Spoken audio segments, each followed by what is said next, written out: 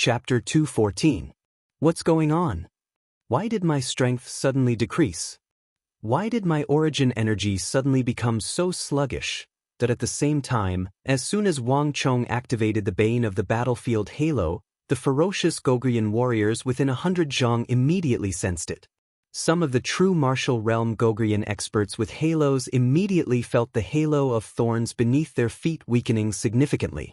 On the other hand, the Goguryeo warriors without halos experienced an even greater change. Even though there wasn't any change, they suddenly felt as though they were being restrained by an invisible force, and the flow of origin energy in their bodies slowed significantly.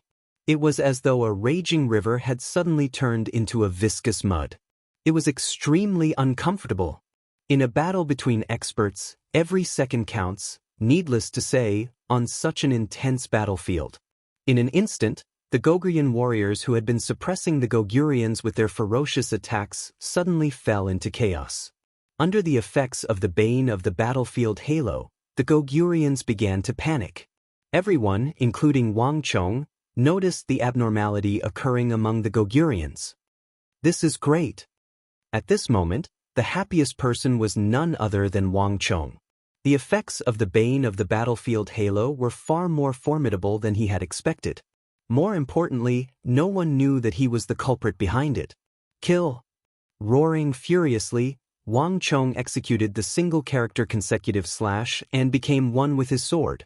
He was the first to leap forward. Even though the others within 100 zhang around him had no idea what was going on, they knew that this was the best situation for them. Kill them all. Don't let them escape. Roused, the crowd gathered their remaining strength and launched a counterattack against the Goguryeo warriors. At this moment, the fearsome Goguryeo warriors seemed to have turned into a different person. The inexplicable weakening of their fighting prowess brought about a chain reaction. One after another, the Goguryeo warriors fell under the assault of the Goguryeo warriors. What's going on? Why is my origin energy suddenly going out of control? What did the imperial army of the Tang dynasty pull off? Send the signal. Have the master archers of the Turks shoot their arrows and kill them. That shocked and infuriated, the Goguryeo warriors cursed furiously in Goguryeo. In the blink of an eye, a roar that sounded like a dragon or a tiger suddenly rang out from the mountains in the distance. The roar revealed a monstrous rage, as well as venting one's desire. It's Zhao Qianqiu. Wang Chong was overjoyed. It's Instructor Zhao. Everyone do your best. Instructor Zhao has succeeded. Wang Chong said energetically. While saying those words, he slashed down 2 Turkic wolves with a wave of his hand. After which, he leaped forward with his sword and slashed at a panicking Goguryeo warrior. The bane of the battlefield was only effective against the enemies of the Goguryons.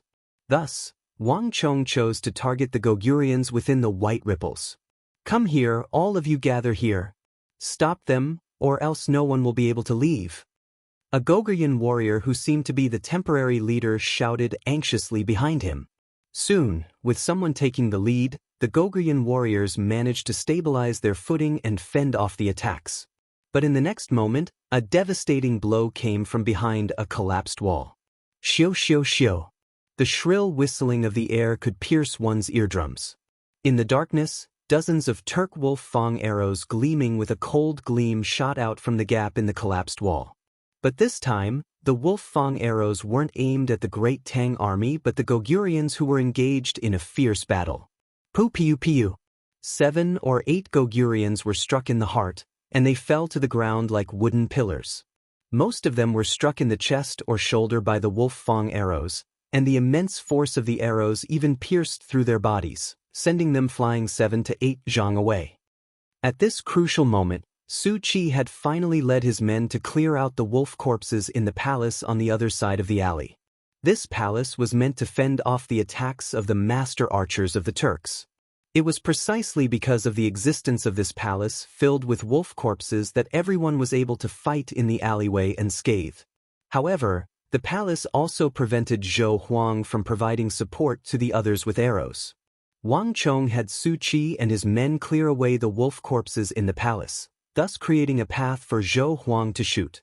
Even though the threat of the master archers of the Turk had increased exponentially due to this, There was always a chance of survival.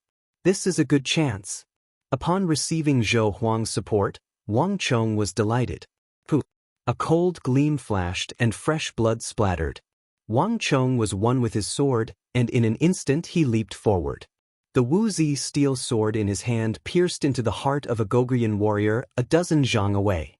This Gogrian warrior was already injured to begin with, and Zhou Huang's Wolf Fang arrow had left him severely injured. Caught off guard, he was instantly killed by Wang Chong's sword. Congratulations to user for killing 2 Gogrian warriors. At the same time, Wang Chong's vision blurred, and a surge of information flowed into Wang Chong's mind.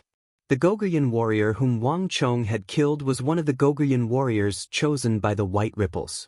Who? A frenzied gale blew, and invisible energy surged from the surroundings into Wang Chong's body. Even though there weren't any obvious changes, Wang Chong could clearly sense that the bane of the battlefield halo in his dantian had increased significantly. Not only so, as ripples spread across the area, Wang Chong could clearly sense the radius of the bane of the battlefield halo increasing once more. This time, the radius of the halo had expanded from 100 zhang to 130 zhang. Under the effects of the bane of the battlefield halo, the area of effect of the Gogrian warriors had increased once more. In the surroundings, the Gogrian warriors, who were under the effects of the bane of the battlefield halo, felt the restraining force on them increasing once more, and they panicked even more. To think that the amplification effect of the bane of the battlefield halo would be so obvious. Sensing the change in the radius of the halo, Wang Chong was overjoyed. When he activated the Stone of Destiny, the bane of the battlefield halo he had obtained was still at level 0. This was the most primitive effect of the halo.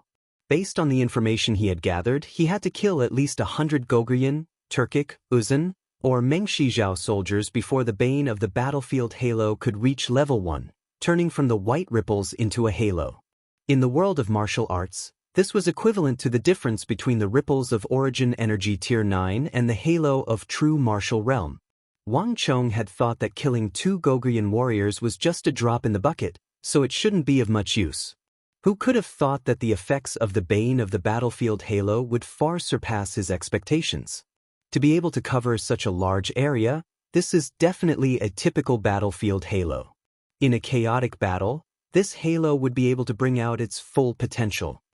Invigorated, Wang Chong immediately chased after the other Gogrian warriors chosen by the White Ripples. Under the effects of Wang Chong's bane of the battlefield halo and Zhou Huang's arrows, the Gogrian warriors on White Tiger Peak were finally unable to hold on any longer. Retreat! Hurry up and retreat! Amidst the wolf pack, the ferocious Gogrian warriors immediately retreated down the mountain like a receding tide.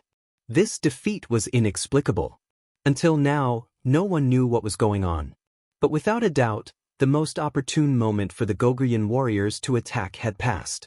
In an instant, a large number of Gogrian warriors retreated down the mountain. Beneath them, a large number of corpses were left. This is a good chance. Making use of this opportunity, a portion of them chased after the retreating Gogrian warriors while the rest of the Imperial Army guards and instructors followed the passageway that Zhao Qianxiu had used previously and slid down the mountain. There were quite a few master archers lying in ambush around White Tiger Peak. Zhao Qianxiu's strength alone wasn't sufficient. Only by neutralizing the master archers would White Tiger Peak be truly safe. Instructor, those people have retreated. In Wang Chong and Su Hanshan's room, Chen Burang's ears twitched, and he suddenly turned around to look at Zhou Huang with a delighted expression. Zhou Huang's relentless shooting, Zhao Qianxiu's ambush in the mountains, and most importantly, the defeat of the Gogrian warriors responsible for the assault on White Tiger Peak, the master archers of the Turkic army also realized that they had lost the upper hand. Thus, they began to retreat. This is a good chance. Chen Burang, tell them to chase after the Gogurians. Don't let them escape. With the two groups mixed together in the middle of the night, it's difficult for even master archers to identify them. This is the best chance for us to retaliate. As for those Gogrian Condor archers who refuse to retreat, leave them to me. Zhou Huang said with a bright gleam in his eyes. Yes. Chen Burang quickly replied and left. Wang Chong descended the cliff. He knew that there was no need for him to worry about White Tiger Peak anymore. What Wang Chong was worried about at the moment was Wei Hao and Marchioness Yi. After tossing a few rocks, Wang Chong slid down the cliff stealthily. The arrows on White Tiger Peak were sparse. The master archers seemed to have retreated, and no one bothered with Wang Chong. Neigh! Just as Wang Chong landed on the ground, the neighing of Nei's steed sounded in the darkness. Under the dim light of the night, Wang Chong could clearly see an incomparably dashing green colt charging up to him. There was a circle of white hair on the horse's hoof, which was exceptionally eye-catching in the dark. Little Shadow! Wang Chong was taken aback by the sight, and he was overjoyed. Little Shadow, I didn't think that you would still be alive. Wang Chong's white-hoofed shadow was still in a free-range state, and it hadn't been equipped with a saddle, stirrup, or bridle yet. Thus, when the Turks and Gogurians attacked, even Wang Chong had no idea where it went. With so many Gogurians and Turks, a rain of arrows, and a pack of wolves, Wang Chong thought that the white-hoofed shadow was already dead. But from the looks of it now, the little fellow seemed to be extremely vigilant. It had actually escaped in advance, dodging the calamity. Little Shadow, you came at the right time. It's time for me to borrow your strength. Wang Chong patted the white-hoofed shadow's cheeks lightly, and the latter neighed excitedly. The white-hoofed shadow was still young, and it shouldn't have reached the age to be ridden yet. But at this moment, Wang Chong couldn't care so much anymore. He had no idea how the azure dragon, vermilion bird, and black tortoise bases were faring. Since he didn't know whether Wei Hao was alive or not, he could only borrow Little Shadow's strength to rush over. Whoo! With a swift movement, Wang Chong leaped onto the back of his steed. In the next instant, the wind howled by his sides. Seated on the back of the steed, Wang Chong felt as if he was galloping at lightning speed. Fast! Wang Chong was astonished. In that instant he suddenly understood why the white-hoofed shadow was able to survive the night assault. Although it was still in its infancy, the white-hoofed shadow's speed and strength were even faster than a mature warhorse.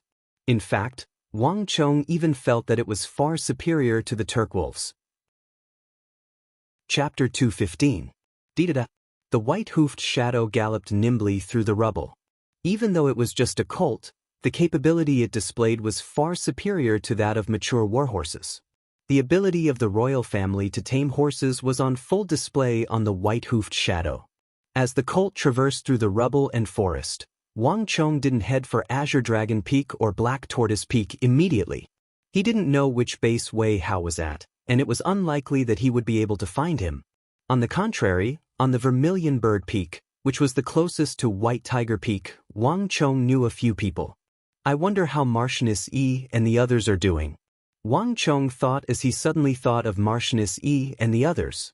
Marchioness Yi was of the same generation as Wang Chong's second sister, Wang Zhuyan. Even though she had been messed around with by both of them, it was just a harmless prank. Marchioness Yi wasn't a bad person. Not to mention, she did remind him of Zhou Zhang's matter. In just a short moment, Wang Chong heard deafening battle cries. From afar, a massive crimson vermilion bird stood on the Vermilion Bird Peak.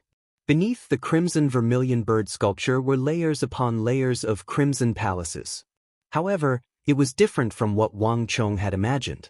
The Gogurian warriors and wolves on the Vermilion Bird Peak were unable to advance any further than a certain distance from the peak.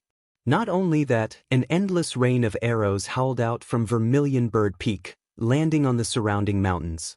They were actually able to fight back and forth with the Turkic master archers, and they were not at a disadvantage in the slightest.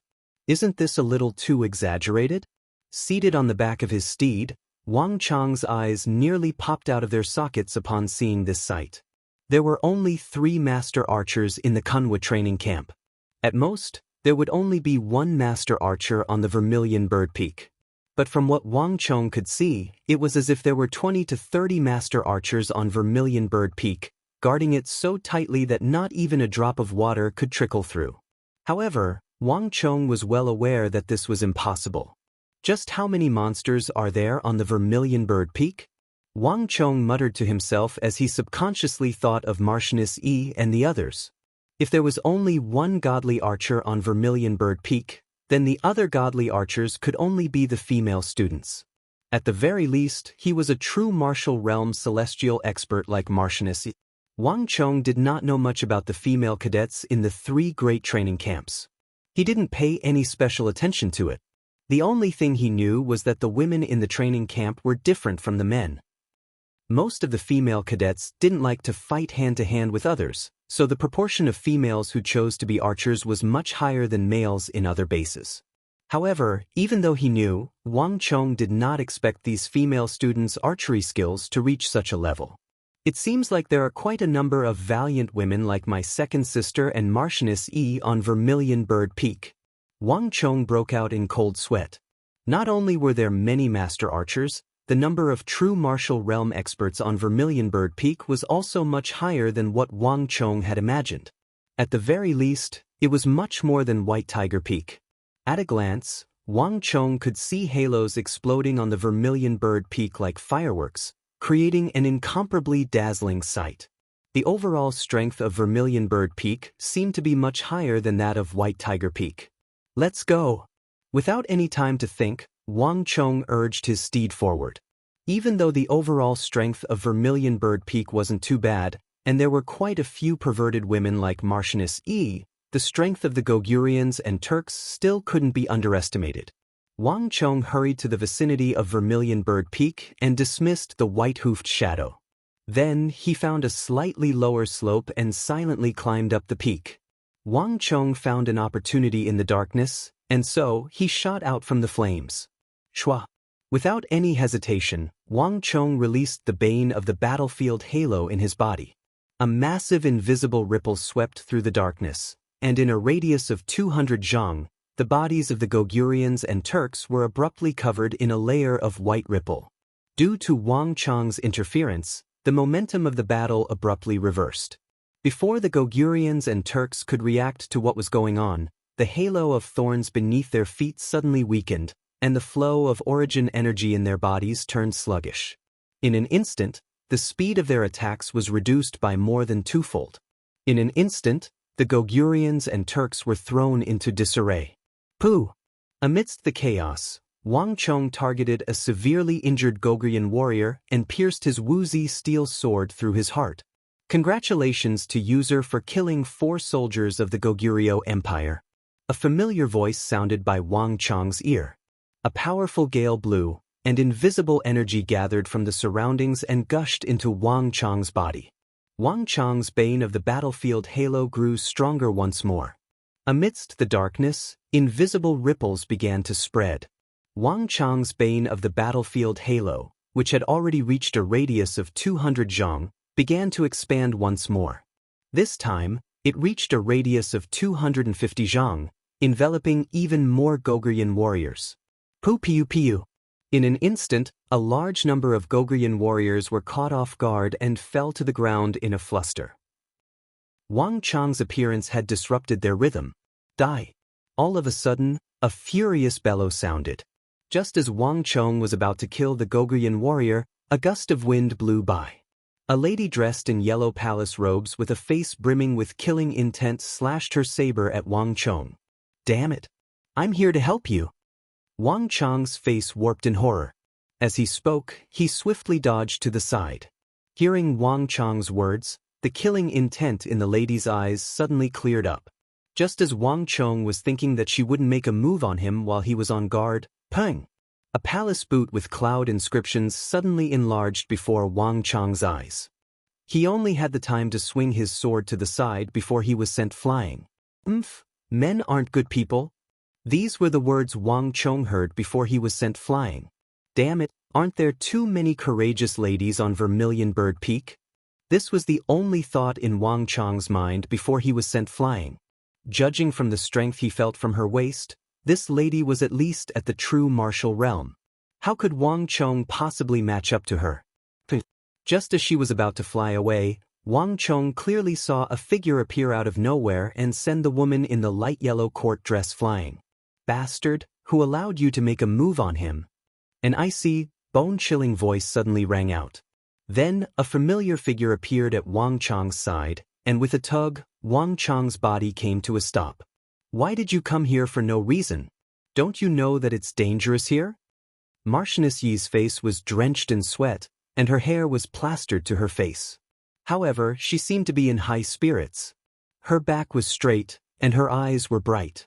The Marchioness Yi before him was completely different from the one Wang Chong had seen before. She was brimming with unyielding fighting spirit. With a jab of her spear, a howling wolf pouncing over was impaled in the head by Marchioness Yi's spear before it could even react. Her movements were clean and precise. The battle on White Tiger Peak has ended, so I'm here to help. As Wang Chong spoke, he worked together with Marchioness Yi to fend off the wolves that were charging at them. White Tiger Peak has been attacked as well? A hint of astonishment flashed across Marchioness Yi's eyes, but she quickly recovered from her shock. With a cold face, she said, "Since the battle has ended, you should just stay here. What kind of joke are you playing by coming here? With your meager strength, do you think that you can be of any help? If anything were to happen to you, do you know how anxious your second sister would be? If something happens, you don't know how anxious your second sister will be." At the same time, the purple spear in her hand was also moving at an incredible speed. With a casual flick, it created more than a dozen illusions. Pooh! A Goguryeo warrior was caught off guard, and a golden spear tip could be vaguely seen amidst the green halo of thorns. Pooh! A Goguryeo warrior didn't react in time and was pierced cleanly through his heart. His corpse flew a dozen zhang away before falling down the cliff. This woman really hasn't changed at all. Even though this wasn't his first time seeing Marchioness Yi in action, Wang Chong still couldn't help but be impressed. Marchioness Yi's fighting style was extremely simple, devoid of any unnecessary movements. All of her movements were simple, but they were lethal. It was impossible for an ordinary cultivator to learn from her. That's weird. Why did these people suddenly become so weak? Marchioness Yi's perplexed voice sounded by Wang Chong's ear. Her beautiful eyebrows were knitted together tightly. As a true martial realm expert, Marchioness Yi's intuition and perception far surpassed that of an ordinary cultivator. The Goguryeo warriors before her were flustered and flustered, giving her a completely different feeling from when they were locked in a stalemate previously. Marchioness Yi simply couldn't understand what was going on. Hearing those words, Wang Chong only chuckled. The debuff from the Bane of the battlefield was only applied to others, but it didn't affect him at all. At the very least, at this moment, Wang Chong didn't notice any debuff on him. Marchioness Yi, help me? Wang Chong's gaze suddenly fell on a Goguryeo soldier amidst the retreating crowd. Beneath his feet, a white ripple could be seen clearly. Panglong. Wang Chong and Marchioness Yi dashed forward, their spear and sword stabbing into the soldier's body simultaneously. Congratulations to user for killing 5 soldiers of the Goguryeo Empire. A familiar voice sounded by Wang Chong's ear, and in the air, a huge ripple spread outward once more. At the same time, the bane of the battlefield halo in Wang Chong's body also grew significantly stronger. 5 now. Wang Chong's spirits were lifted, and he was overjoyed. The bane of the battlefield aura could only be upgraded by killing the soldiers of opposing countries. Most of the soldiers in the army were in the true martial realm and possessed the halo of thorns. Given Wang Chong's strength, under normal circumstances, he wouldn't even be able to fight them one-on-one. However, with a true martial realm expert cooperating with him, the situation was different. At this moment, the Goguryeo soldiers were exhausted, and they were all injured. Furthermore, under the influence of his halo, this was the best opportunity for him to upgrade the bane of the battlefield halo. Pooh. The 6th. The 7th. Thus, Wang Chong chose those who were alone, exhausted of origin energy, injured, and flustered. As for those who were in peak condition, he didn't touch a single one of them. Wang Chong wasn't greedy. With the bane of the battlefield halo, Wang Chong's contribution was unmatched by anyone else on Vermilion Bird Peak. Shio. All of a sudden, a piercing whistle sounded, and a strong sense of danger rose in Wang Chong's heart. Wang Chong's body tensed up. A wolf fang arrow, harnessed with destructive might, was flying toward him. Not good, a Turkic master archer? Wang Chong's face warped in shock. Without any hesitation, he executed the single consecutive slash and dodged to the side. But a moment later, before Wang Chong could make his move, the most unexpected thing occurred. In the blink of an eye, a crimson arrow as thick as a pinky flew over from the top of Vermilion Bird Peak, knocking the Wolf Fang arrow above Wang Chong's head away. Hong Long, a powerful gust of wind blew down from the sky, causing Wang Chong's robe to flutter wildly. Seeing this sight, Wang Chong was dumbfounded. Chapter 216. Those are the experts that Princess Ni Huang brought from the royal palace. Without such capabilities, how do you think we managed to last so long? By the way, the one who sent you flying with a kick was Princess Ni Huang's maid. Princess Ni Huang's temper isn't too good, so it's best for you to keep your distance from her. Marchioness Yi seemed to know what Wang Chong was thinking, and she replied without turning her head. The spear in her hand moved swiftly like a shuttle, sending a few wolves charging down the mountain flying. The tip of the spear pierced through the eyes of the wolves and out from the back of their heads. No matter how the wolves tried to dodge, the spear would still pierce through them and send them flying in the same manner. Princess Ni Huang? Hearing Marchioness Yi's words, Wang Chong was taken aback. Making use of the opening in which the wolves retreated, Wang Chong swiftly darted out. Turning around, he saw a majestic crimson halo revolving slowly on the peak of the mountain. In the darkness of the night, it seemed as though a massive flaming phoenix had appeared, a beautiful sight to behold. In that instant, Wang Chong seemed to have understood something. To think that there would be a legitimate princess of the royal family on Vermilion Bird Peak. This was something that Wang Chong didn't expect. The reason why Wang Chong came to the 3 great training camps was for the dazzling generals, so he didn't pay much attention to the princesses and princes of the royal palace. But thinking about it, there were indeed many members of the royal family who joined the 3 great training camps when it was first established. To think that there would be a princess on Vermilion Bird Peak. It's no wonder the Turks and Gogurians weren't able to obtain anything here. Wang Chong thought. The 3 great training camps strictly forbade servants and followers from entering. But from the looks of it, Princess Ni Huang wasn't bound by this rule. Wang Chong was well aware of how formidable the experts of the royal family were. Given that Princess Ni Huang had brought so many experts from the royal family into the training camps, it was no wonder the other royal families were unable to conquer the area. If Princess Ni Huang is able to bring experts from the royal family into the training camps, it means that the other royal families are able to do the same as well. In other words, this matter might not be as serious as I thought it to be. At this point, Wang Chong suddenly felt relieved. Princess Ni Huang was not the only member of the royal family in the 3 great training camps. With these people around, even if the 3 great training camps were to be ambushed while they were completely unprepared, the 3 great training camps would not be wiped out in one fell swoop. Kill. A series of battle cries shook the earth and the sky.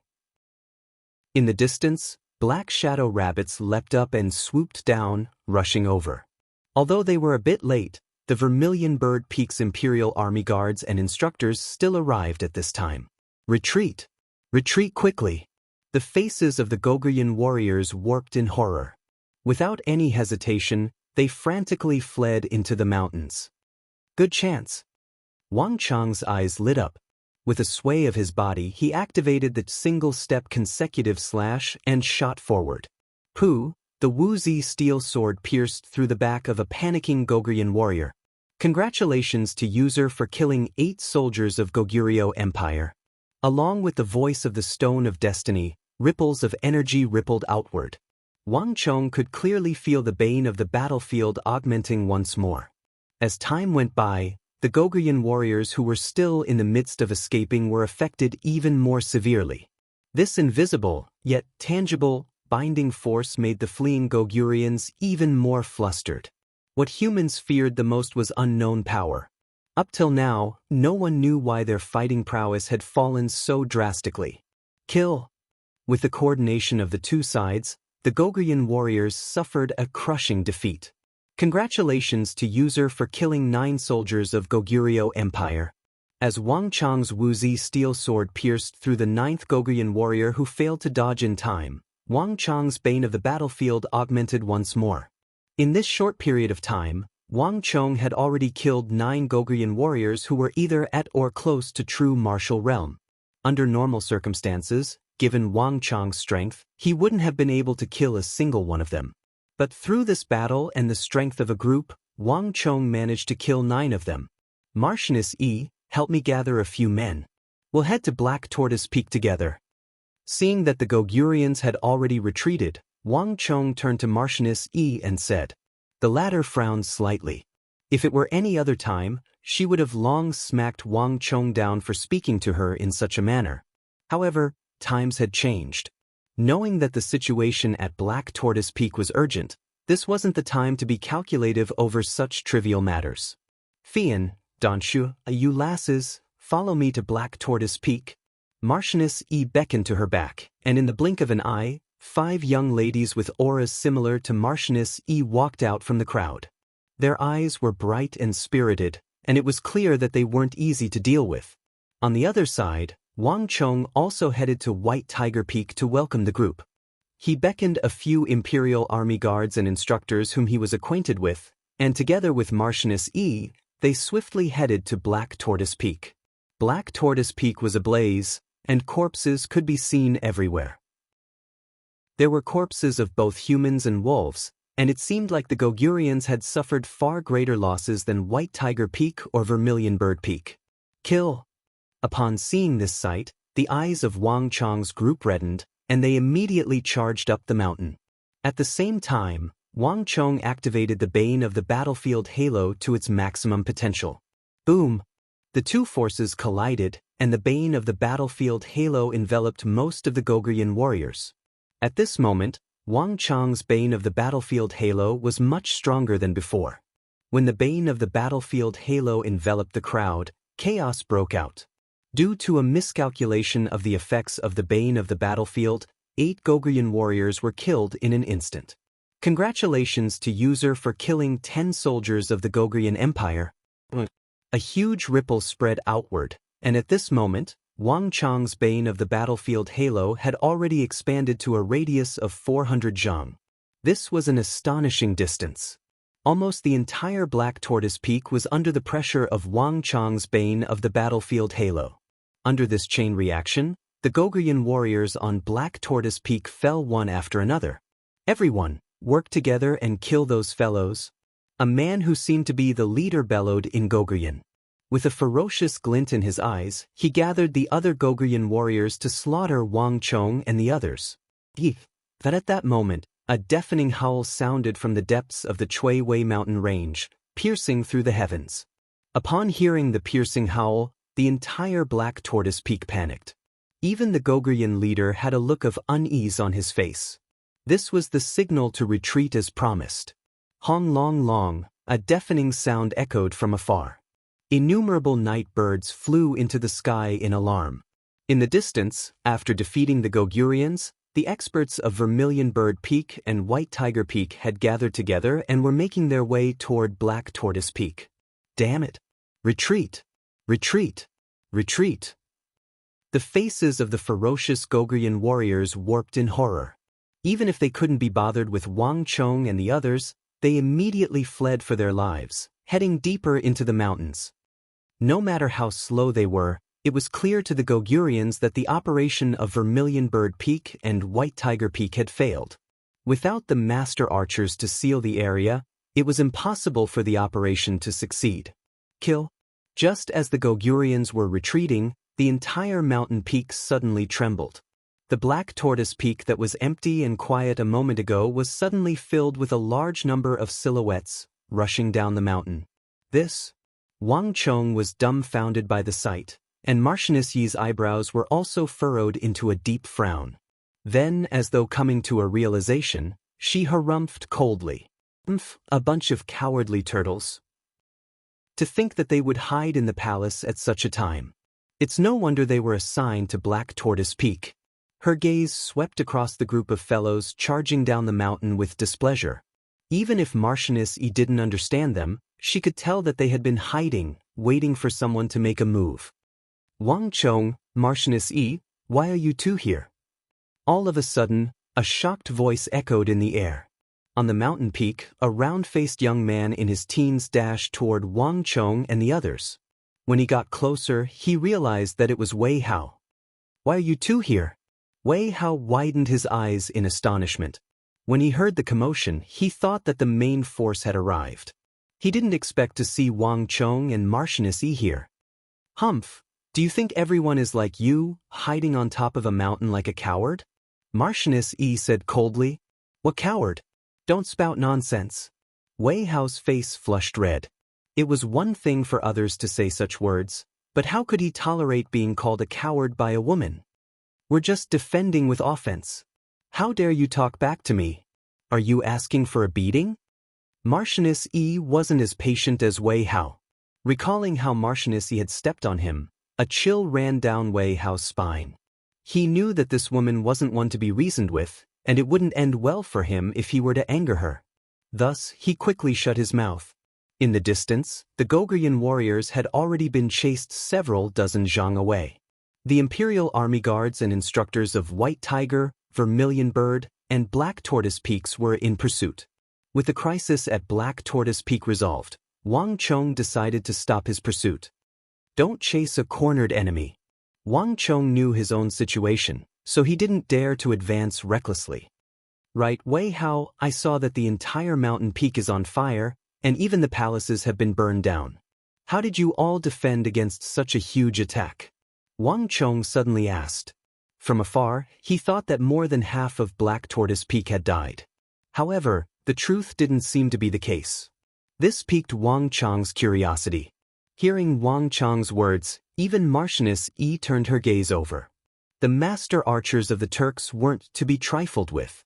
Even though Wei Hao said that they were hiding in the palaces, Marchioness Yi knew that those palaces couldn't withstand the arrows of the Turks. Hearing Wang Chong's words, Wei Hao's eyebrows danced in delight. The wolf fang arrows of the Turks might be formidable, but they can't do anything to us. Don't forget, we're at Black Tortoise Peak. Almost everyone in the base has a shield. If we gather together and form a shield wall above our heads, how can we possibly get hit so easily? Shield. Chapter 217. In an instant, everyone was rendered speechless. Black Tortoise Peak didn't have Princess Enai Huang, and it wasn't as offensively oriented as White Tiger Peak. In fact, it didn't even have a master archer like Zhou Huang. However, most of them managed to survive this wave of attacks just by relying on the large shields that they had. At this moment, even the experts of Vermilion Bird Peak that Marchioness Yi had brought over felt that Wei Hao and the others were simply too lucky. Young general, that seems to be the son of the Wang clan, Wang Chong.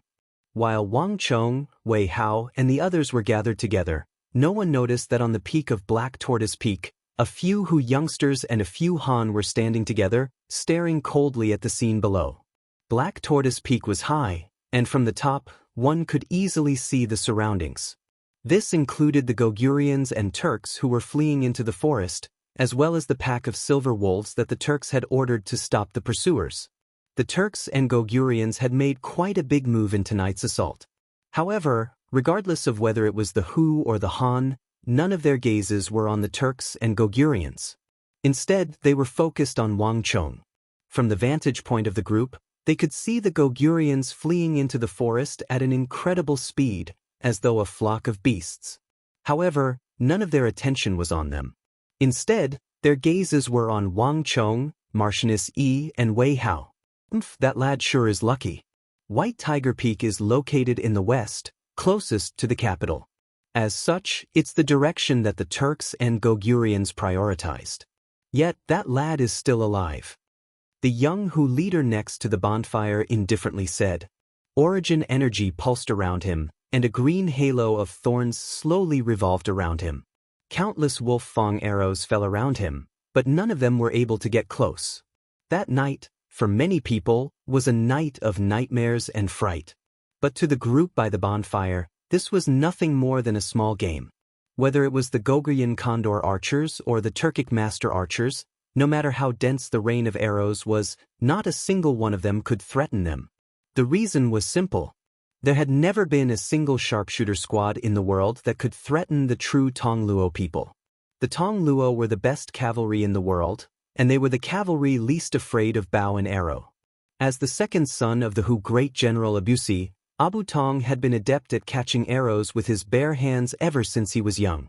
Even when blindfolded, he was still able to do so. From start to finish, the Black Tortoise Peak's Wolf Fang arrows could not threaten him at all. Young general, now is the time of chaos. Should we, beside Abu Tong, a Tong Luo youngster made a slashing motion with a vicious glint in his eyes.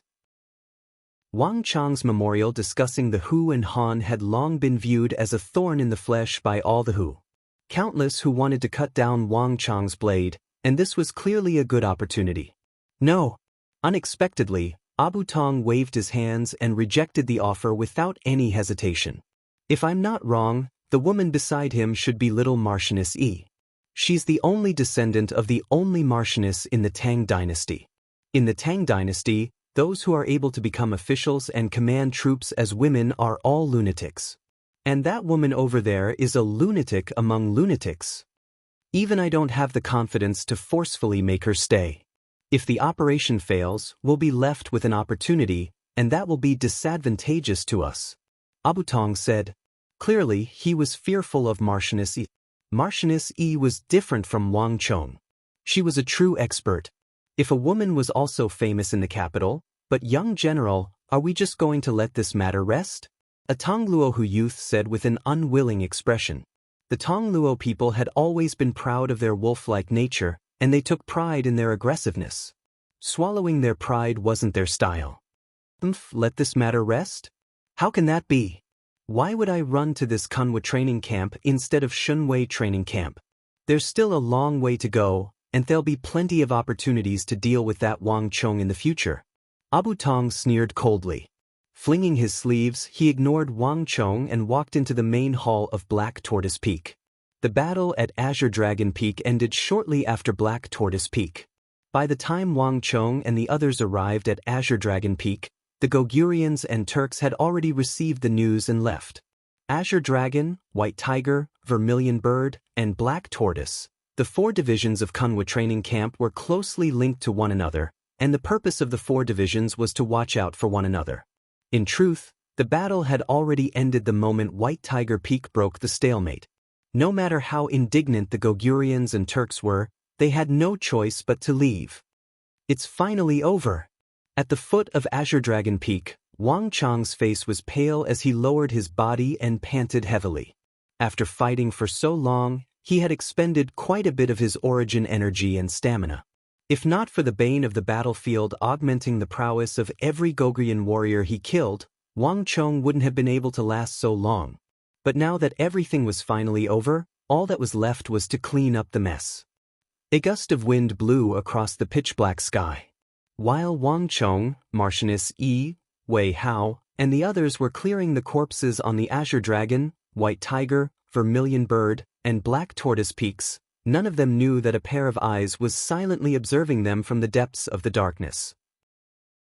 Observing the Azure Dragon, White Tiger, Vermilion Bird, and Black Tortoise camps, as well as the entire Kunwu training camp. No one knew how long he had been standing there, but without a doubt, from the start to the end, not a single thing had escaped his eyes. Are you ready? In the darkness, that person stood on a boulder with his hands behind his back and asked. His voice was cold and authoritative, devoid of any emotion. In the darkness of the night, the faint starlight shone on his body, vaguely reflecting the shape of the armor of the Tang dynasty. We're ready. The Feathered Forest, Imperial Forest, Soaring Serpent, Mirage Dragon, and Black Tortoise are all ready. None of the Turk master archers, Gogurian warriors, and Turk wolves will be able to escape. In the darkness, a young figure knelt on the ground respectfully, but the words he spoke were earth-shattering. If Wang Chong were here, he would surely be shocked. The Feathered Forest, Imperial Forest, Soaring Serpent, Mirage Dragon, and Black Tortoise were all Imperial Army soldiers of the Royal Palace. All along, Wang Chong and the others thought that the news of this night assault had been sealed off by the Turk master archers. But from the looks of it now, it seemed like the Royal Palace had long known about it. Very good. Send down the order, kill everyone, leave no one alive. Especially those master archers, don't let a single one escape. Since the Eastern and Western Turkic Khaganate and Goguryeo have sent so many master archers and condor shooters, it would be inexcusable of us to turn them down. That person said coldly, and there was a hint of coldness in his voice. If Zhao Qianxiu were here, he would surely be shocked. That was because the person before him was the one who told him that he would return to the capital to report to the Holy Emperor. Yet he didn't return to the royal palace. Instead, he chose to hide here. The order was swiftly passed down.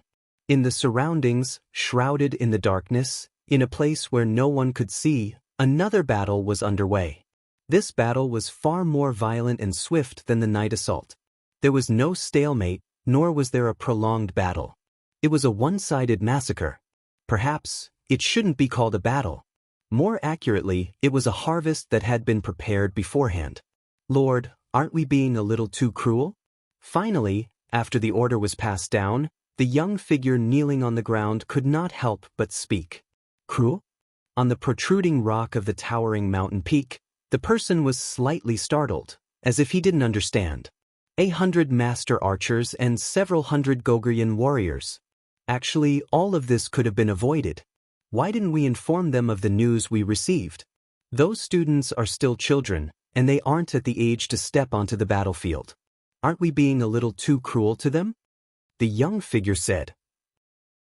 Only those who were deeply involved in the battle would understand what kind of battle it was.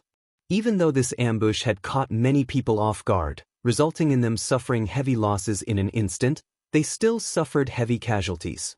In the battle that followed, there were many casualties as well. The Goguryans and Turks had made their move discreetly, and they had planned it for a long time. The timing they chose wasn't too bad either.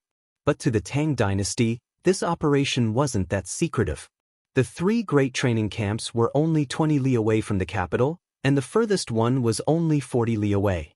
With such a short distance, how could the capital not know of it? From the very start, this ambush wasn't a secret at all.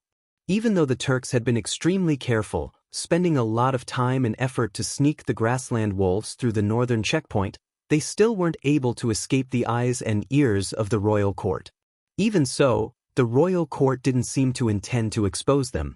Not only did they not stop them, they even allowed the Turks and Goguryans to infiltrate the 3 great training camps. Are you pitying them? In the darkness, that person asked emotionlessly. Yes. The young figure replied with gritted teeth. Heh, have you heard of the death quota for the 3 great training camps? That person asked. In the darkness, the young figure was confused for a moment before he suddenly thought of something. His body trembled and he abruptly raised his head. Lord, do you mean that, you can't possibly think that I can make the decision on such a huge matter alone, right? That person said. Lord, do you mean that the Holy Emperor? On the ground, the young figure's face paled. It's good that you understand. There is a death quota for the 3 great training camps, and as long as the quota is exceeded, we will appear immediately. And now, the casualties are still within the range of the death quota. Chapter 218. In this night raid, Kunwa 4 camps, Azure Dragon, White Tiger, Vermilion Bird, and Black Tortoise, had lost at least 50 men each. It would only be more, not less. The other 2 great training camps, Longwei and Shunwei, were in a similar situation as well. In total, the 3 great training camps had lost at least 600 men. With so many casualties, it was no wonder that the losses were severe. Yet, the Lord before him said that this number was still within the range of the death quota. In that instant, the young man felt a completely different feeling. The existence of the death quota wasn't a secret in the 3 great training camps. All along, he thought that the death quota would only be 2 or 3, or at most, 20 to 30. But at this moment, he realized that he had severely underestimated this name list. He did not know why, but when he heard those words from the Lord he respected, he suddenly felt an incomparable fear in his heart. The might of the heavens was fearsome. This was the only thought in his mind. What the royal court needs are wolves, not sheep. On this point, His Majesty and I share the same thoughts. War isn't a game. This night raid might seem cruel in your eyes, but in the eyes of His Majesty and I, it's already the greatest mercy. From the darkness, the Lord's voice sounded. Several hundred master archers, several hundred Gogrian warriors, and a few Turkic wolves in the northern plains. This little bit of strength is insignificant in the face of the true cruelty of the battlefield. If they can't survive this night raid, they will be even less likely to survive on the larger and crueler battlefield in the future. At the very least, dying here is better than dying on the battlefield in the future. At the very least, their corpses will remain intact. The sooner they understand this, the better it will be for them. This is also the reason why His Majesty and I allowed them to sneak into the 3 great training camps and launch an attack despite knowing about this night attack. Even though the 3 great training camps have lost 500 to 600 students, in the future, there will be even more who will survive because of them. This is the first lesson that His Majesty and I are going to teach them. The Lord's voice was calm and composed. From start to finish, it felt as though He had everything under control. Do you know that Zhao Qianqiu obtained a dozen tigers from His Majesty to teach his students a lesson? The latter looked surprised. This is the fierce tigers that we gave to the students. That person said with a meaningful tone. The young figure was finally speechless. Report. In the midst of the silence, a rustling sound suddenly came from the forest. In the blink of an eye, an imperial army general dressed in heavy armor walked out from the dense shrubs. A thick murderous aura emanated from his body. The mountain breeze blew past. Before he even got close, the two of them could smell the thick stench of blood on his body. Reporting to the 2 lords, all of the Gogurians and Turks have been eliminated. Other than a single Gogurian who managed to escape our encirclement, none of the others survived. The commander of the Imperial Army, who appeared later, knelt on one knee on the ground. His voice was sonorous and forceful. Drops of thick blood gathered from the gaps in his armor and dripped onto the grass. The battle ended much faster than anyone could have imagined. Under the combined might of 6 Imperial Army members, there was no one who could have survived. The Gogurians and Turk master archers didn't even have the chance to launch a proper attack before they were annihilated. To think that he still managed to escape. In the darkness, the person on the boulder suddenly let out a long sigh. But it only took an instant for him to regain his senses. Pass down my order to clean up all traces of the battle. We mustn't leave any traces behind, including bloodstains. We mustn't let anyone know that we made a move here. Yes, Lord. The Imperial Army general quickly responded and left. Li Tong, you should leave as well. Inform His Majesty that that person has already escaped. He turned his head and looked at the young man still kneeling on the ground. It was Li Tong. But Lord, we haven't confirmed it yet, right? Li Tong lifted his head. Only he knew that other than exterminating the Turks and Gogurians, the mission tonight was to capture an important person. That person was still able to escape from the encirclement of 6 Imperial Army members. Do you think that an ordinary person is capable of such a feat? There's no need to look anymore. That person has already escaped. That Gogurian sure is cunning. The commander on the boulder said as he swiftly left, disappearing from sight. Behind him, Li Tong hesitated for a moment before leaving as well. The entire mountain peak was empty, and a gentle breeze blew past. To the people of the 3 great training camps, what had happened here was bound to be a secret. No one would know of the appearance of the 6 Imperial Army members. Even more so, no one would know that these 3 people had appeared here. Ping. A huge wolf corpse with a hideous appearance fell straight down the cliff in a straight line in the wild wind. At the foot of the mountain, corpses were piled up like a mountain. The azure dragon, white tiger, vermilion bird, and black tortoise were piled with corpses. If they weren't dealt with quickly, the stench of corpses would spread, and within 3 days, these mountains would become uninhabitable. The battle had already ended, but there was still a long way to go. At this moment, everyone was busy dealing with the corpses, including Wang Chong and Wei Hao. Even Marchioness Yi and the other ladies had joined in.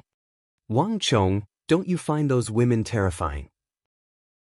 Amidst the crowd, Wei Hao nudged Wang Chong lightly with his elbow and whispered. Wang Chong followed Wei Hao's gaze and saw Marchioness Yi and the others. You must be tired of living. If they hear you, you'll suffer. Think about how Marchioness E would stab you with her spear. It can't be that you want to be stabbed by her, right? Wang Chong chuckled. Wei Hao's face turned cold. Recalling how Marchioness E and the others were able to kill them with their spears, he felt goosebumps rising all over his body. Bastard! How dare you scare me? But soon, Wei Hao recovered from his shock and knocked into Wang Chong. Hee, who asked you to be so spineless? You left me alone in the day. Wang Chong said. You can't blame me for that. Didn't I lose to them? Upon hearing Wang Chong's words, Wei Hao immediately felt embarrassed. Wang Chong didn't hold it against Wei Hao.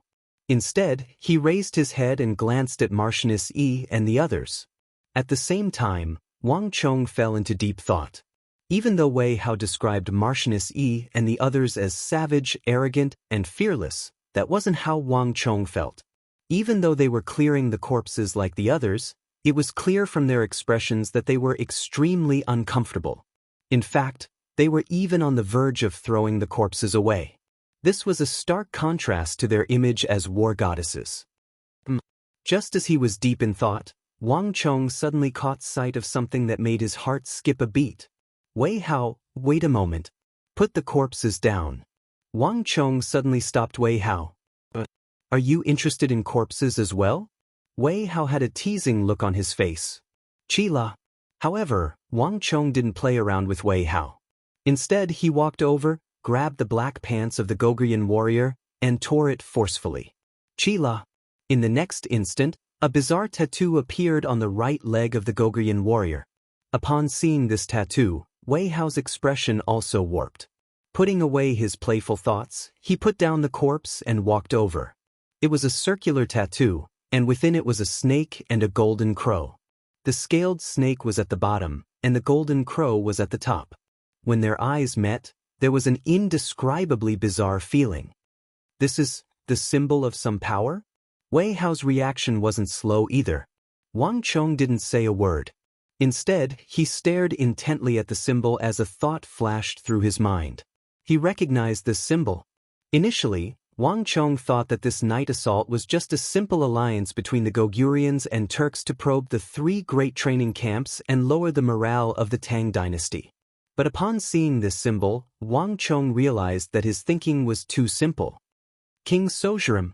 Looking at the bizarre tattoo, a name flashed across Wang Chong's mind.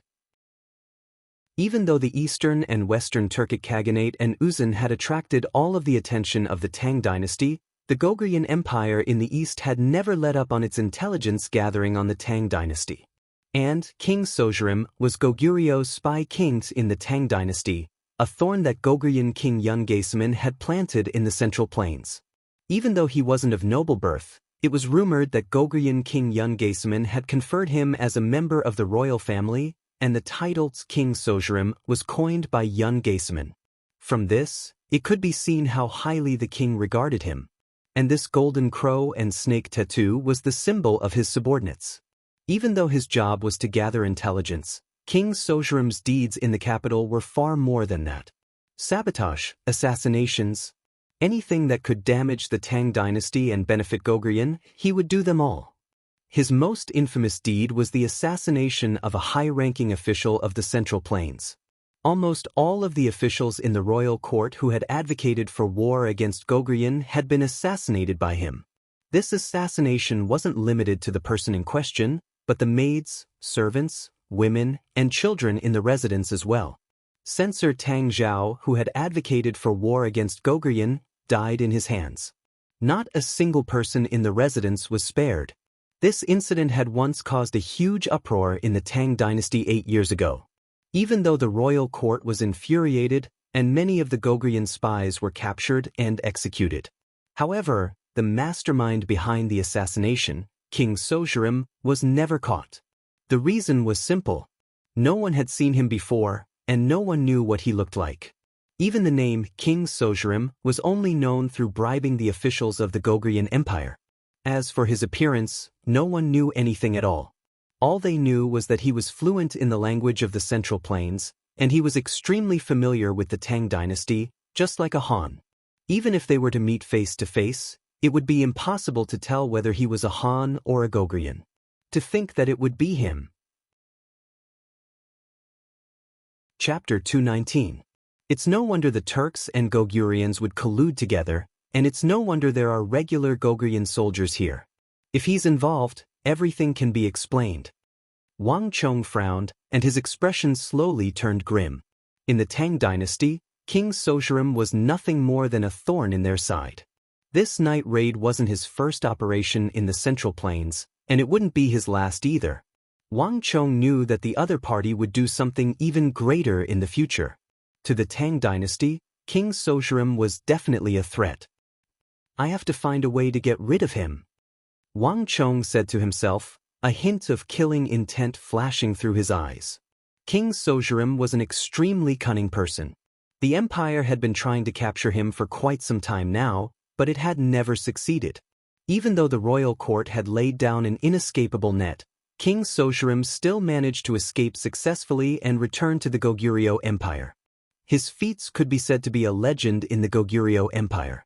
But to a member of the Tang dynasty, King Sozhiram was an enemy of the empire, and he had to be killed. King Sozhiram's movements were elusive, and it was nigh impossible to track him down. However, this wasn't the case for Wang Chong. Just that, he was still too weak at the moment, and before he had absolute confidence, Wang Chong didn't dare to make a move recklessly.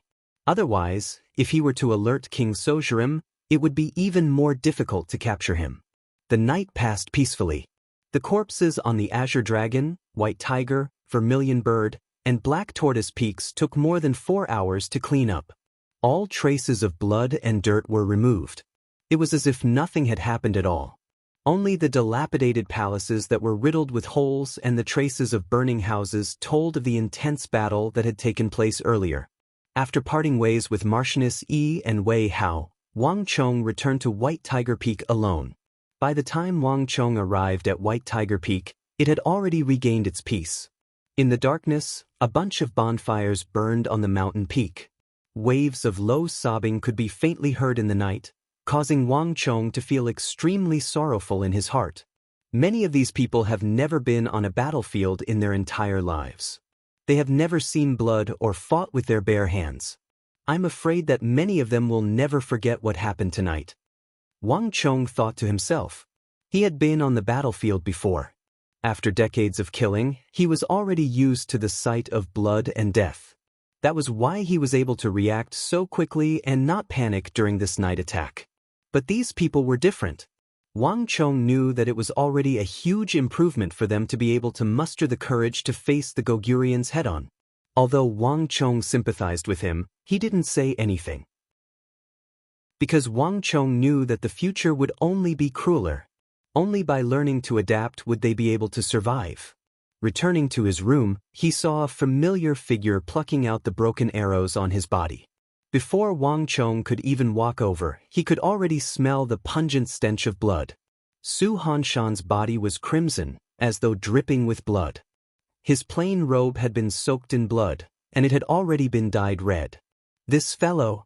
Wang Chong's eyebrows shot up as he finally recovered from his daze. Even though he didn't see it personally, Wang Chong could sense that Su Hanshan must have gone through a bloody battle. How many people did he kill for his robe to be so red? Wang Chong thought. Su Hanshan had charged out earlier than him and joined the battle earlier than him. But when Wang Chong charged out, he didn't see Su Hanshan's figure on White Tiger Peak. But the bloody robe on Su Hanshan wouldn't lie. That person's fighting style was a complete mystery. Pooh! In the room, Su Hanshan only took a glance before retracting his gaze. Su Hanshan grabbed the arrowhead with his right hand and pulled it out forcefully. Pooh! Blood spurted out, but Su Hanshan's expression didn't change much. His face only paled slightly, as if this broken arrow had struck someone else. This is for you. It'll help with your injuries. Wang Chong took out a white recovery pill and tossed it over. However, Su Hanshan flicked his finger, and with a pa, the pill accurately bounced back to Wang Chong. I don't need it. Su Hanshan's expression was cold as he used this method to express his stance. You really haven't changed at all. Wang Chong chuckled. Keeping the pill, he sat down cross-legged. He had expended a lot of energy in this battle, and it was time for him to recuperate, Lord. By the time Shenwei, Longwei, and Kunwa training camps had calmed down, in a courtyard in the south of the capital, a phantom suddenly appeared. Like specters, black silhouettes began gathering from all directions. Their bodies were agile, and their speed was on par with the Japanese assassin Miyasame Ayaka by Wang Chang's side. The three black sabers hanging by their waists clearly revealed their identity. They were a group of Goguryeo assassins. The residence was silent, and it was pitch black.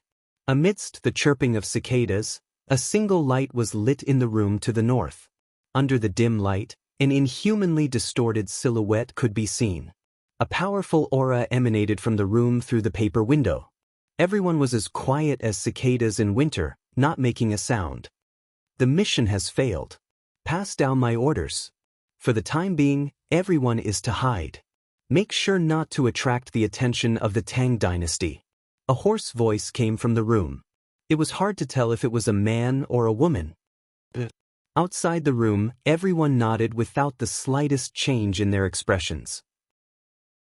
That's 3 great training camps was a project designated by the Holy Emperor of the Tang dynasty, and it had caught the attention of the entire royal court. Since they dared to ambush the students in the middle of the night, they had to be prepared to die there. Everyone was already prepared for this, so they weren't surprised. Also, I want you all to investigate the Kunwa training camp. There's a white tiger peak among them, and I want to know the information on all the students on that peak. The hoarse voice suddenly changed and issued a new order. Everyone was slightly surprised. They couldn't understand why the Lord would still be interested in a mere white tiger peak even though the mission had already ended. Yes, Lord. Even though they were perplexed, they still acknowledged the order. Go! The moment those words were spoken, all of the Goguryeo assassins in the residence immediately scattered. The light in the room to the north was extinguished with a gust of wind, and the residence was plunged into darkness once more. White Tiger Peak is too bizarre. No matter what, I have to get to the bottom of it. An indistinct voice sounded in the darkness, but it soon vanished. Time slowly passed, and the matter regarding the 3 great training camps soon spread. The sky had just begun to brighten, and the entire imperial court was like a precise instrument, rumbling as it began to move. Bureau of Military Personnel, Bureau of Punishments, the military. All of the departments were mobilized, and even the Chamberlain of Dependencies was involved. The compensation for the dead students of the 3 great training camps and the strategy to deal with the Goguryons and Turks were matters that had to be discussed by the royal court. However, these were matters that ordinary people would never be able to come into contact with. This was destined to be a turbulent day. Kunwa Training Camp, White Tiger Peak. After an unknown period of time, Wang Chong finally awoke from his tranquil state. After a night of cultivation, Wang Chong could clearly feel the origin energy in his body recovering to its peak. In fact, even the injuries he suffered in the battle had mostly recovered. I'm still too weak. I have to find a way to raise my cultivation as soon as possible. Wang Chong thought to himself as he awoke from his stupor and recalled the battle last night. The Wuzi steel sword was sharp beyond compare. But on at least 2 occasions, Wang Chong's Wuzi steel sword was blocked. The first time, it was struck by the Wolf Fang arrow of a Turk master archer, and the second time, it was repelled by the origin energy astral might of a Goguryeo warrior. It wasn't that the Wuzi steel sword wasn't sharp enough, but that the disparity in strength between Wang Chong and the Wuzi steel sword was too great, and he wasn't able to bring out the full might of the Wuzi steel sword. I have to find some time to cultivate properly, Wang Chong thought. Just as Zhang Xian was deep in thought, a bizarre feeling suddenly welled up in his heart. This was a hidden killing intent. If not for the fact that the sun had just risen and everything was still, Wang Chong might not have noticed it. What surprised Wang Chong the most was that this weak killing intent actually came from his bosom. What's going on? Wang Chong's eyebrows shot up in astonishment. After a moment of silence, Wang Chong reached into his bosom in the direction he felt. In the next instant, a cold and hard sensation came from his fingertips. Wang Chong's entire body froze in shock. A chess piece. The source of the killing intent was actually the white chess piece that So Young-sun had given to him in Wang Chong's bosom. With a thought, Wang Chong quickly took out the object that his fingertip had touched. In the next instant, a translucent white chess piece that seemed to be carved out of jade appeared on Wang Chong's fingertips. It really was the chess piece that So Young-sun had given him. What's going on? Wang Chong looked at the white chess piece that was the size of a button on his fingertips. He was stunned. After playing chess with So Young-sun, the great war god, for months, Wang Chong was very familiar with the white chess pieces that So Young-sun held. These were the most common chess pieces. Under normal circumstances, they would not contain any killing intent. Could it be? In that instant, countless thoughts flashed through his mind. The scene of him parting ways with So Young-sun reappeared in his mind. Fate comes and goes. Fate comes and goes. This white chess piece is my gift to you. Take good care of it. I hope that you will be like this chess piece. No matter what, you will always keep your heart and never forget your original intentions. Wang Chong remembered the situation that day clearly. So Young-sun had simply taken a chess piece from the chessboard and handed it to him. Could it be that he had misunderstood? So Young-sun's so-called gift was not what he had imagined, but something else. Chapter 220. As someone who had lived through 2 lives, the art of god and demon obliteration had always been a secret art that Wang Chong had hoped to obtain. The reason why Wang Chong and So Young-sun had been playing chess for the past few months was to win the favor of this war god and learn the art of god and demon obliteration. However, Wang Chong knew that this secret art wasn't that easy to obtain. He was definitely not the first, nor would he be the last, on the path to obtaining the art of god and demon obliteration. So many princes and grandsons had been rejected. Wang Chong didn't think that So Young-sun would give it to him so easily. Thus, from the very start, Wang Chong didn't think that it would be easy for him to obtain it. But what if So Young-sun's gift wasn't a white stone but the art of god and demon obliteration? Just thinking about the possibility made Wang Chong's heart tremble in agitation. Last night, when the Turks attacked and dozens of master archers surrounded White Tiger Peak, Wang Chong's emotions hadn't been so agitated. But at this moment, Wang Chong found it hard to maintain his composure. Wang Chong took in a deep breath, his heart filled with apprehension. Then, he sent a stream of origin energy through his finger and into the jade-like white chess piece that was the size of a pin. This short instant felt like centuries to Wang Chong. The white stone was completely silent, as though nothing had happened. Could it be that I misunderstood? Wang Chong raised his head. Even though his face was expressionless, his heart couldn't help but waver. As expected, the art of god and demon obliteration wasn't that easy to obtain. The reason why Elder Su Jingchen gave him a white stone was because he hoped that he wouldn't stray down the wrong path and focus on doing good. It was just that he was overthinking things. Even as Wang Chong's eyes dimmed and filled with disappointment, rumbling could be heard from deep within the white chess piece. In Wang Chong's eyes, the small white go piece suddenly underwent an earth-shattering change. It no longer felt like a go piece, but like it had suddenly transformed into a limitless space. And in the depths of this space, a sharp, austere, and domineering will swept through everything. It was filled with a will that could crush all the gods and Buddhas in the heavens, and all living things in the world. Through the finger, it violently rushed into Wang Chong's mind. Wang Chong's body stiffened, and he couldn't move under the effect of this enormous sword intent. Life massacre art. Along with this sharp and solemn sword intent, a mantra he had never seen before suddenly appeared in Wang Chong's mind. Although this mantra only had 100 words, what it revealed was a terrifying sword intent that even Wang Chong had never experienced in his previous life. That's right. His guess was right. So, the white go piece that Senior Young-sun had given him indeed contained something else. In that instant Wang Chong was overjoyed. This is great. Wang Chong clenched his fists tightly, his heart filled with exhilaration. The art of god and demon obliteration and the great yin-yang creation art of heaven and earth were the 2 ultimate skills that he had wanted the most in his previous life. The great yin-yang creation art of heaven and earth could rapidly gather origin chi, allowing him to break through realms at the fastest speed, while the art of God and demon obliteration could unleash 200% of the gathered origin chi. With these two ultimate skills, his plans for the martial way were basically complete. Something's not right. Just as Wang Chong was overwhelmed with joy and surprise, Wang Chong suddenly frowned. He finally felt that something was wrong. Art of God and demon obliteration? Isn't it the art of God and demon obliteration? Wang Chong finally felt that something was amiss. Although it also started with common people, it seemed that the mantra that appeared out of nowhere in his mind was not the legendary art of God and demon obliteration that he had imagined. Wang Chong confirmed again. That's right.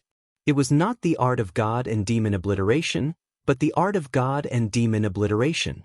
That's weird. Wang Chong frowned slightly and immediately quietened down. Wang Chong knew that this matter was not what he had imagined. So Yong-sun had indeed given him a ultimate skill, but it did not seem to be what he had imagined. Art of God and demon obliteration? What is that? Wang Chong lowered his head, his eyes revealing a look of reminiscence. There were many legends about So Yong-sun, and they were all very detailed. He did not even need to rely on the memories of his previous life to find out a lot from the people. However, there did not seem to be the existence of the art of God and demon obliteration in all the legends.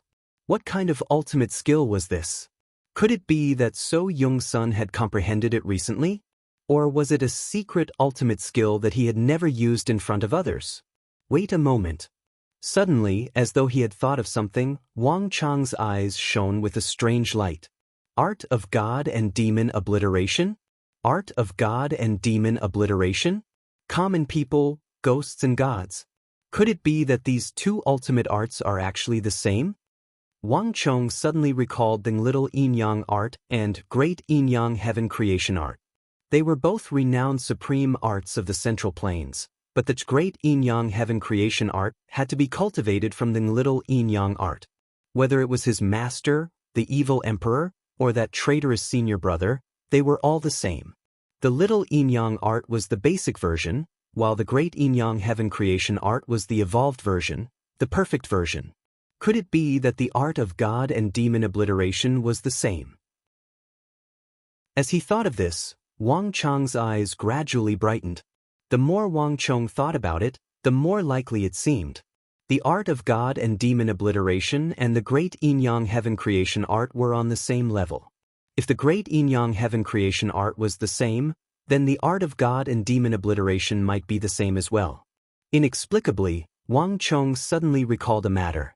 After So Yong-sun passed away, there was a rumor that So Yong-sun's art of God and demon obliteration was actually a fusion of two ultimate skills. However, this rumor wasn't very convincing, and it didn't have much substance to it. Thus, no one believed it back then. But at this moment, Wang Chong started to believe it. There's no mistake, that must be the case. So Yong-sun was in the Ghost Tree District to look for a successor to the art of God and demon obliteration. It's impossible for him to suddenly give me an unimportant ultimate skill. The more Wang Chong thought about it, the more he felt that he was right. His cultivation was still too low, and he was only at Origin Energy Tier 7 at the moment. Even though he could be considered to be above average compared to his peers, it was clear that he wasn't at the level where he could cultivate those ultimate skills. Even if So Yong-sun gave him the art of God and demon obliteration, he wouldn't be able to cultivate it. This was similar to how his master, the evil emperor, didn't give him the Great Yin-Yang Heaven Creation art but the Little Yin-Yang art instead. Great, the few months I spent wasn't in vain. Everything wasn't in vain. Wang Chong was delighted. Even though he had only obtained the elementary art of God and demon obliteration, it was already a huge harvest for Wang Chong. If So Yong-sun was willing to impart the art of God and demon obliteration to him, it was entirely possible that he would impart the art of God and demon obliteration to him in the future. However, why did Elder Su change his mind so easily? After the joy, Wang Chong slightly creased his brow, a look of confusion in his eyes. The difficulty of obtaining the art of God and demon obliteration was well known in his previous life. In Wang Chong's memory, there were plenty of talented and intelligent individuals who were accepted by So Yong-sun as his disciple. Even after going through all sorts of trials, they were still chased out of the sect. If the art of god and demon obliteration was that easy to impart, it wouldn't have been lost in his previous life. There wouldn't have been so many princes, scions, nobles, and martial arts geniuses who would feel dejected over it. Although he had played chess with Su Zhengchen for several months and had expended no small amount of energy, Wang Chong was well aware that compared to his seniors, this little bit of effort he had expended was insignificant.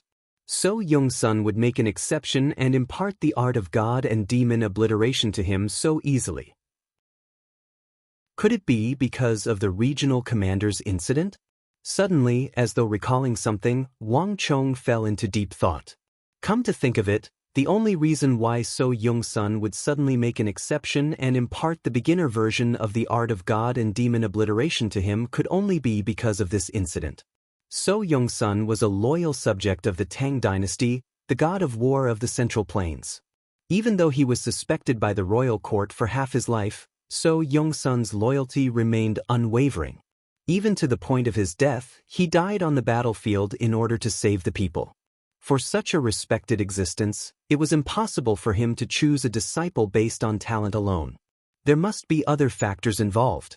It seemed like the memorial he submitted for the regional commander's incident was just an unintentional stab in the back. This was the only explanation for So Yong-sun's special treatment of him. To think that I would receive the acknowledgement of that person because of the regional commander's incident. Wang Chong thought through the entire situation and couldn't help but sigh. When he wrote that memorial, he was only thinking about preventing a future tragedy. He didn't think about So Yong-sun's matter at all, but he didn't expect that he would receive the acknowledgement of this great war god. If not for this coincidence, he probably wouldn't be able to reap any benefits even if he accompanied him for the next half a year. However, Wang Chong was well aware that So Yong-sun's test wouldn't be so simple. If he wanted to obtain the complete advanced version of the art of god and demon obliteration, he would have to put in a lot more effort.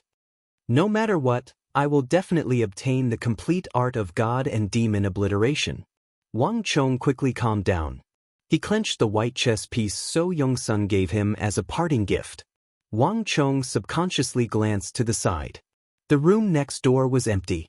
Su Hanshan had actually left the room a long time ago. On the floor, there was only the bloodied clothes he took off last night. He must have gone to the training room on the main peak of Kunwu. Wang Chong's heart jolted, and he immediately regained his senses.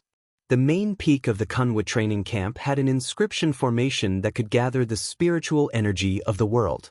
Cultivating there would be much faster than usual. Chapter 221. With no one else in the room, Wang Chong quickly calmed himself down and began to study the 100-word mantra in his head. Art of Life Massacre was a top-notch skill.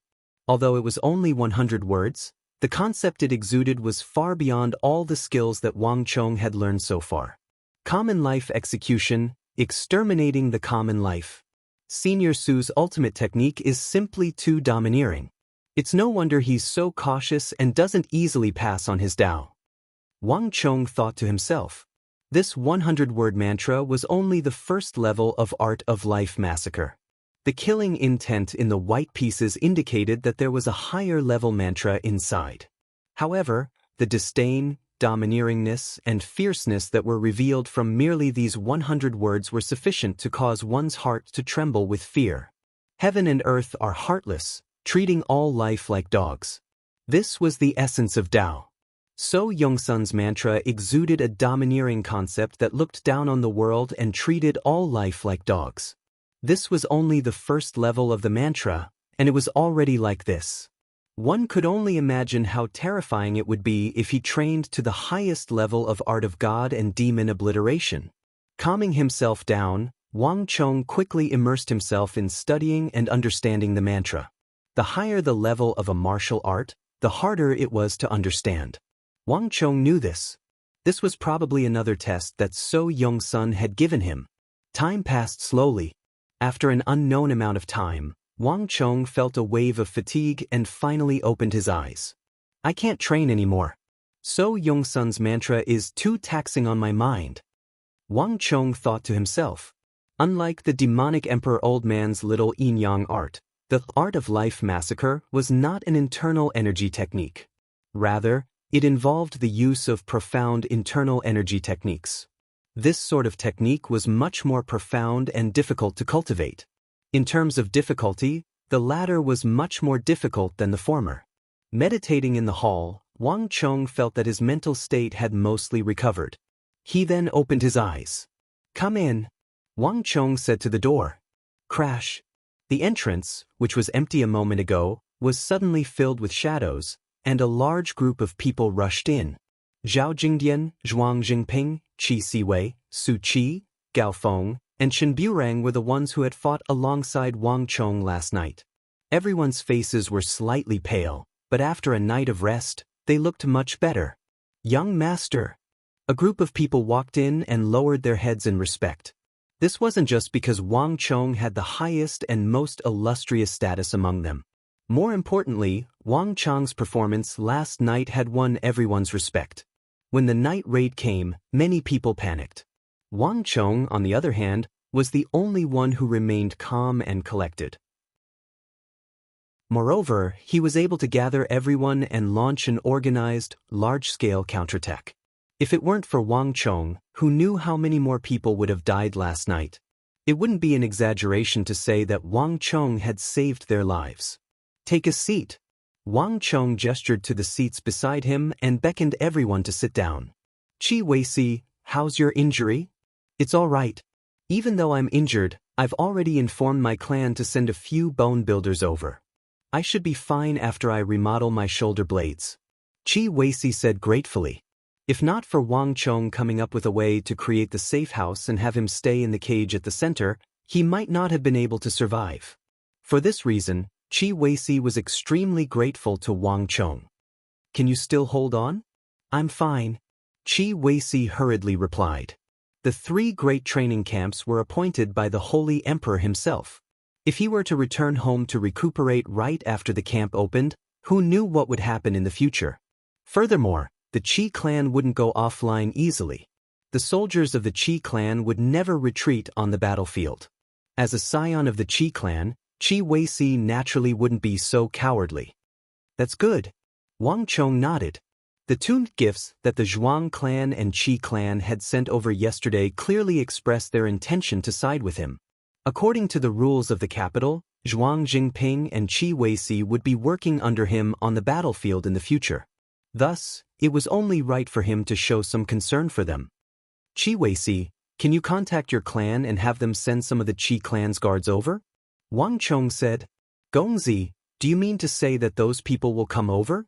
Qi Weisi's expression warped. The faces of the others also warped upon hearing those words.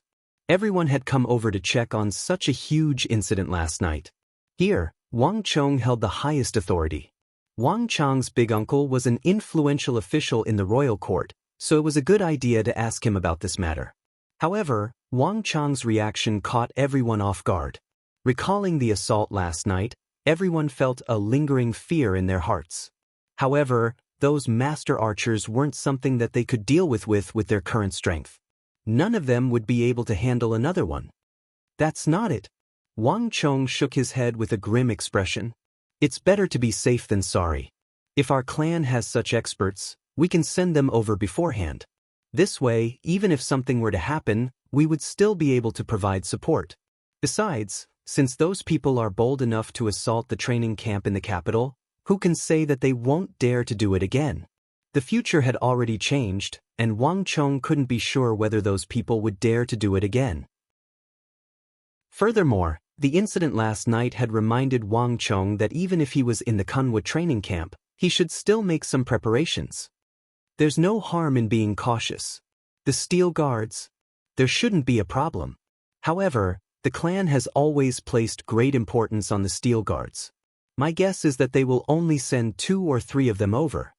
Hearing Wang Chong's words, Qi Weisi heaved a sigh of relief. A contemplative look appeared in his eyes. The steel guards of the Qi clan wielded a massive axe, and they were renowned for their bravery on the battlefield. However, the training of the steel guards wasn't easy.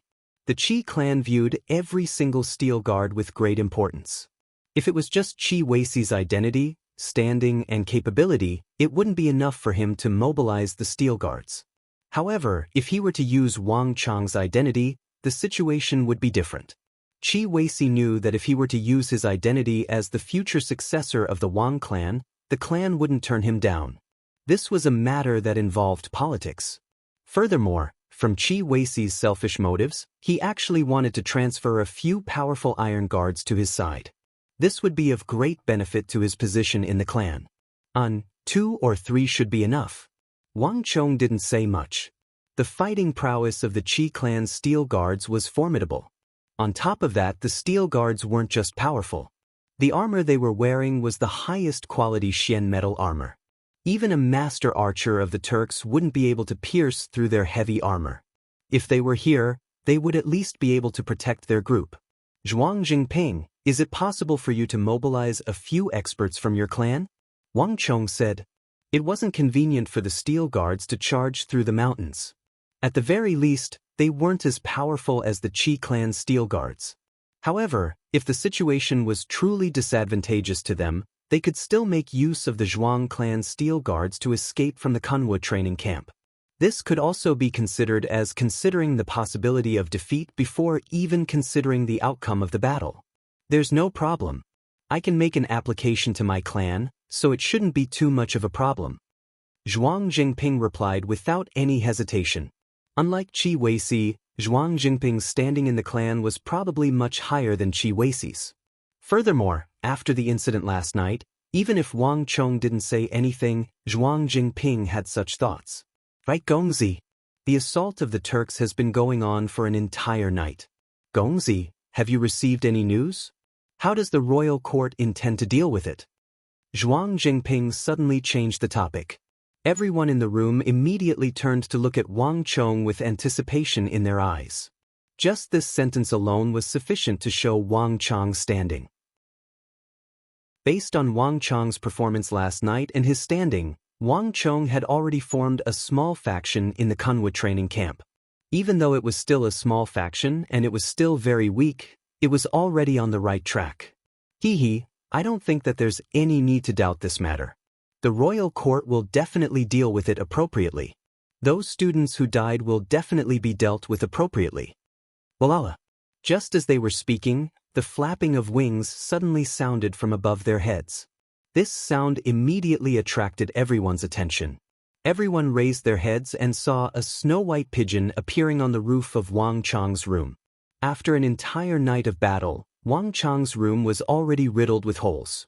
Not only the walls, even the ceiling was riddled with holes. The pigeon flew down from the hole created by the Wolf Fang arrow and landed on Wang Chong's palm. It's Big Uncle's carrier pigeon. Wang Chong glanced at the mark on the pigeon's neck and reached out to take a well-folded letter from the pigeon's leg. The words were forceful and it exuded a dignified aura. It was clear that it wasn't written by an ordinary person. Everyone in the room seemed to have guessed something, and they immediately turned their gazes over. There's news. After reading the letter from Big Uncle Wang Zhen, Wang Chong felt much more relaxed. The royal court has made a decision. All of the dead students will be compensated generously, and the immediate family members of the dead will be given special grooming.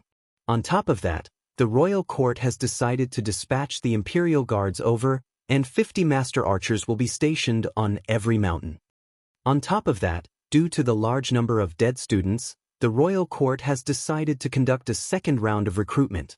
Other than that, due to the night assault by the Eastern and Western Turkic Khaganates and the Goguryeo Empire, the royal court has summoned Protector General Zhang Shogui of the Anong Protectorate Manor and the Northern Protectorate Manor to punish the Eastern and Western Turkic Khaganates and Goguryeo. This is to prevent such a thing from happening again. That's great. The first part of the letter didn't make much of a difference to the crowd, but when they heard the order to wage war, everyone's spirits immediately rose. What compensation? What recruitment? What imperial guards? Only by dealing with the Eastern and Western Turkic Khaganates and the Goguryeo Empire would they be able to vent their anger. This was the style of the Tang dynasty of the Central Plains. The Eastern and Western Turkic Khaganates and the Goguryeo Empire have lost more than they gained this time. Wang Chong put down the letter as a smile crept onto his lips.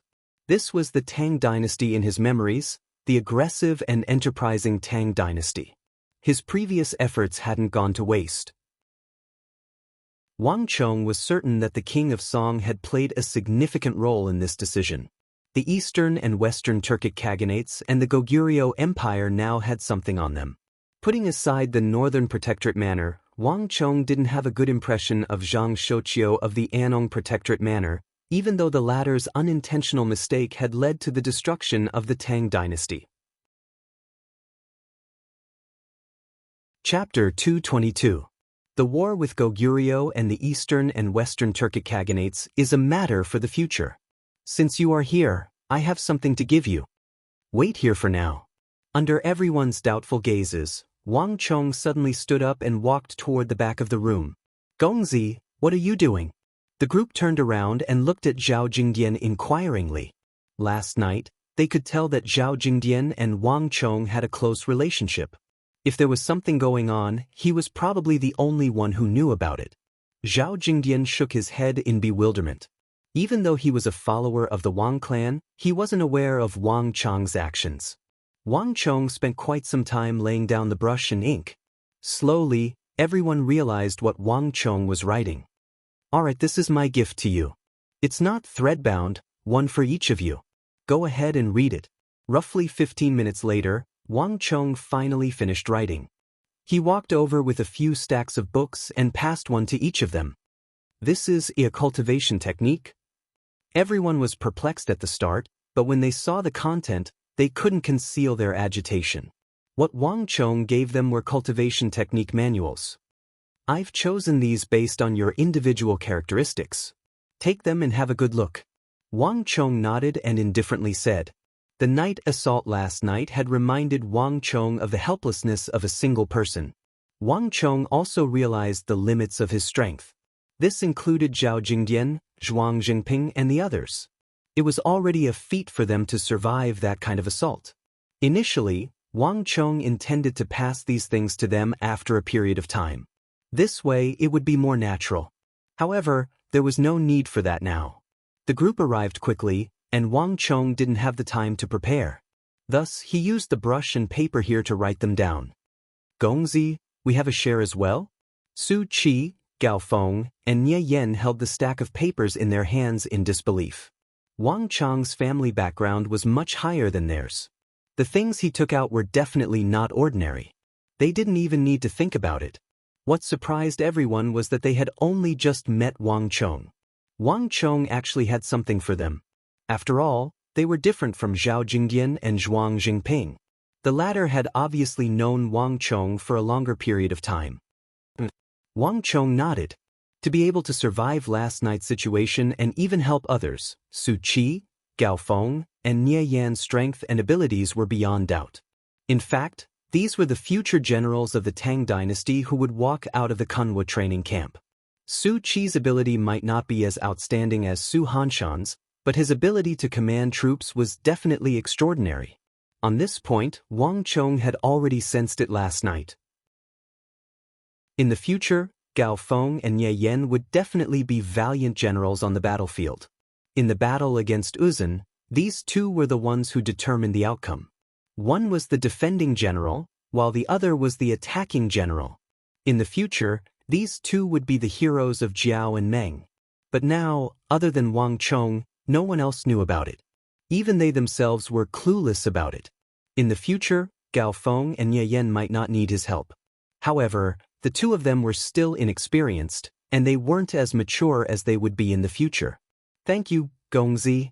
The three of them were overjoyed, and they felt immense gratitude toward Wang Chong. Wang Chong nodded his head. What he imparted to them were the most formidable secret arts of the same generation based on their unique traits. These secret arts were much more formidable than what they could learn on their own, and at the same time, they would be able to build a stronger foundation for themselves. From a certain perspective, this was already out of their control. In the future, even Wang Chong couldn't estimate what kind of achievements they would be able to achieve. The future had already changed, and Wang Chong was also trying to change it. He hoped that through his own hands, he would be able to strengthen these future generals of the empire, turning them into the pillars of the empire. Zhao Jingdian, Zhuang Jingping, Qi Weisi, Su Qi, Nye Yan, and Gao Feng left in satisfaction. Chen Burang was the last to leave. Thank you, Gongzi. The moment the 6 of them left, Chen Burang bowed deeply to Wang Chong. Chen Burang was different from the others. He was born into a hunter's family in the mountains. With a single look, Chen Burang could tell that the archery technique that Wang Chong imparted to him was an incredible archery technique. In terms of grade, it far surpassed what Wang Chong had imparted to the other 6. In fact, it had far surpassed the origin energy realm and true martial realm, perhaps even reaching an even higher realm. In this aspect, Chen Burang knew his stuff well. Chen Burang, there's no need to thank me. It's not without reason that I imparted this archery technique to you. Wang Chong said. Oh. Chen Burang was surprised, but he soon understood something. With a deep voice, he said, if Gongzi has any errands in the future, feel free to instruct me. You're wrong. I don't have any errands for you. All you have to do is to study this secret art I imparted to you and improve yourself. The empire will have a need for you in the future. Wang Chong smiled. Wang Chong viewed Chen Burang in a different light. The reason was simple. Chen Burang was talented. His ears were able to hear the vibration of a bowstring from several li away. Furthermore, he was able to determine the other party's position through the sound alone. This talent was unique to Chen Burang. Just this point alone made Chen Burang qualified to become the future king of master archers. Among the 7 people by Wang Chong's side, only Chen Burang had this talent. This was also the reason why Wang Chong had high hopes for Chen Burang. Once a master archer was formed, it would be extremely terrifying. This was something that everyone had experienced last night. Learn this secret art first. I still have a few things for you. Wang Chong smiled. Many thanks, Gongzi. Although Chen Burang was surprised and felt that Wang Chong's words were unfathomable, he understood that Wang Chong was sincere in helping him. Moreover, compared to the other scions he had interacted with, this Gongzi Wang in front of him was indeed different. Chen Burang took the archery technique that Wang Chong imparted to him and left. However, Wang Chong's visit didn't end there. Wang Gongzi, you're too kind. Not too long after Chen Burang left, 2 silhouettes dressed in luxurious robes walked in from the outside. Zhuang Jingping and Qi Weisi were scions as well, but compared to the 2 before him, they were clearly lacking. The reason was simple. The 2 of them had an air of nobility and authority that Zhuang Jingping and Qi Weisi didn't have. They were scions of nobility. Please come in. Wang Chong smiled faintly as he stood up and returned the greeting. Sorry for the intrusion, it's our first time meeting. I am Guofeng. The young man wearing a purple gold crown introduced himself before pointing to the other young man beside him. This is Chai Zi. Due to his admiration for Gongzi's righteousness, he came uninvited. I hope that Gongzi won't take offense. The 2 of them spoke in a natural and dignified manner. It was clear that they had undergone excellent etiquette training, completely different from the other scions. You're too polite, Wang Chong said with a respectful expression. Wang Chong was unfamiliar with the 2 before him. He had never come into contact with them before. However, Wang Chong wasn't unfamiliar with the family insignia on their clothes. One was Duke Gua, the other was Duke Dinggua. Furthermore, unlike the other dukes of the Tang dynasty, the Guanchai were the true founding dukes of the Tang dynasty. Their history could be traced back to before the founding of the Tang dynasty, and they were truly influential figures in the dynasty. There was also a phrase that could be used to describe these clans, coexisting with the country. As long as the Tang dynasty existed, these clans would be able to prosper alongside the Tang dynasty. In the Tang dynasty, these clans were the true veteran aristocratic families. Even if there were times when the number of talents in the clan declined, they would still possess extraordinary influence in the royal court and the military. Please take a seat. Wang Chong pointed to the seats beside him. Wang Chong wasn't surprised by Guofeng and Chai Jifan's appearance at all. From the moment he heard that many scions of the prestigious clans had come to the Kunwa training camp, Wang Chong knew that most of them were here for him. It wasn't surprising for them to appear at this moment. Brother Wang is indeed a talented person. Brother Chai and I have long wanted to take you in. Actually, we had already seen Brother Wang at Azure Dragon Peak for the night assault last night. However, we saw that Brother Wang and Marchioness Yi were having a pleasant conversation, so we didn't disturb you. Guofeng said seriously. Hearing those serious words, Wang Chong nearly burst into laughter. How could he have a pleasant conversation with Marchioness Yi? Back then, everyone was busy moving the corpses and cleaning up the mountain, so they didn't speak much at all. Guofeng was lying through his teeth. I've long heard that Marchioness Yi is a scourge among the scions of the capital, and everyone is fearful of her. It doesn't seem to be fake at all. The Guarenchai clan are prestigious clans with several hundred years of history behind them, and yet, they are so fearful of Marchioness Yi. Wang Chong chuckled inwardly. Birds of a feather flock together. Those who were able to hang out with second sister Wang Zhuyen weren't easy to deal with. The only difference was that second sister was always a scourge to him. On the other hand, Marchioness Yi seemed to be a scourge among the scions of the nobility. Hee, Brother Gua must be joking. Marchioness Yi is a heroine, an outstanding figure among women. How can I be compared to her? Wang Chong said. The meaning behind his words was I'm afraid of her as well. So Wang Gongzi is in the same boat as us. Hearing Wang Chong's words, Guofeng and Chai Zi's expressions relaxed. They felt that they were in the same boat as Wang Chong, and their gazes toward Wang Chong became much more intimate. This was especially so for Chai Zi.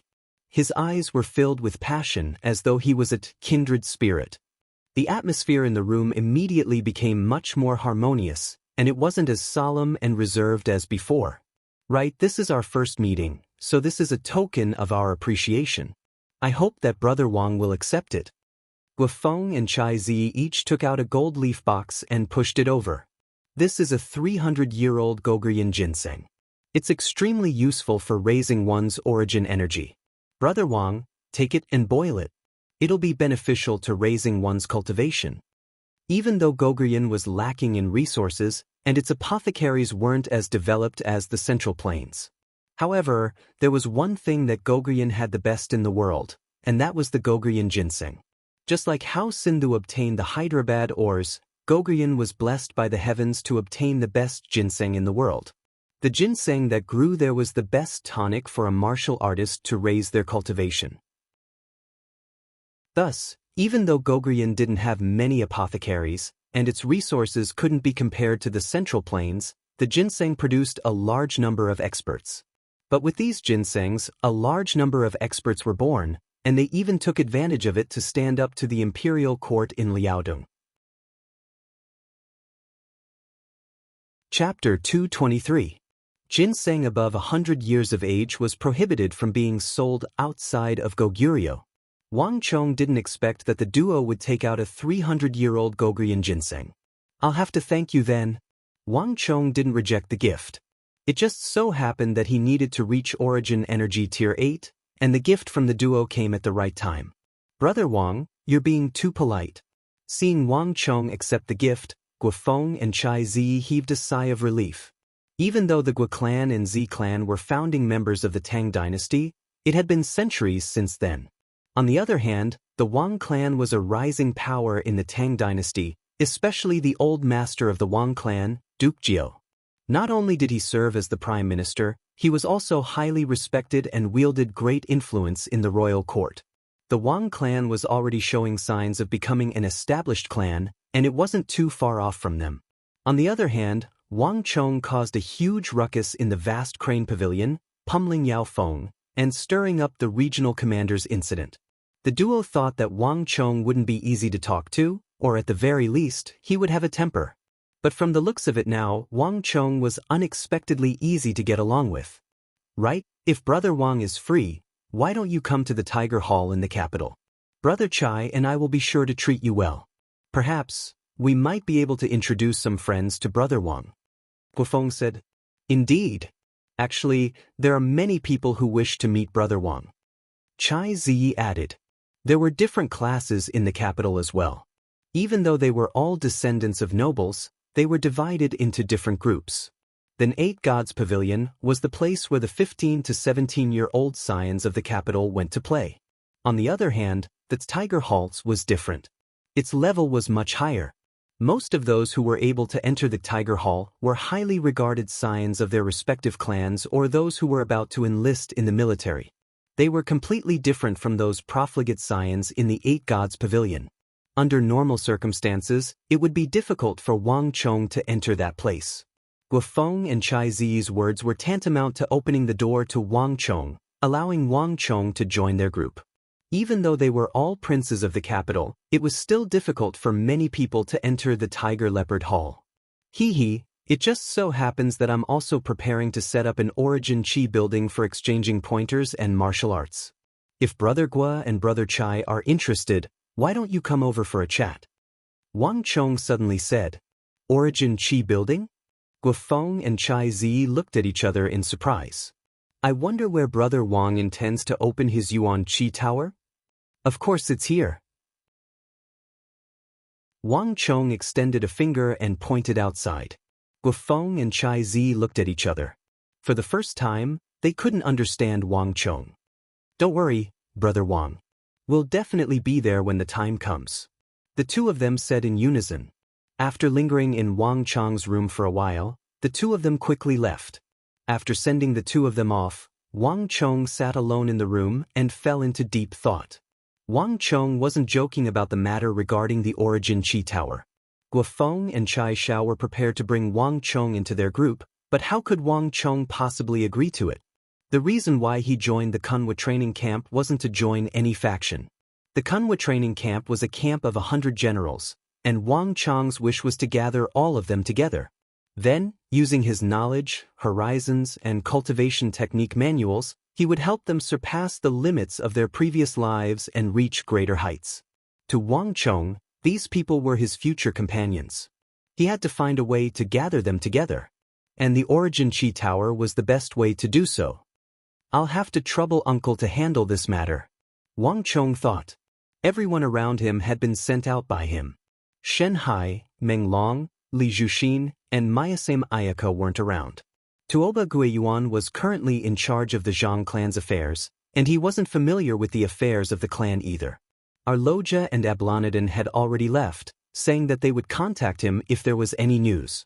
As a result, Wang Chong didn't have anyone around him that he could use.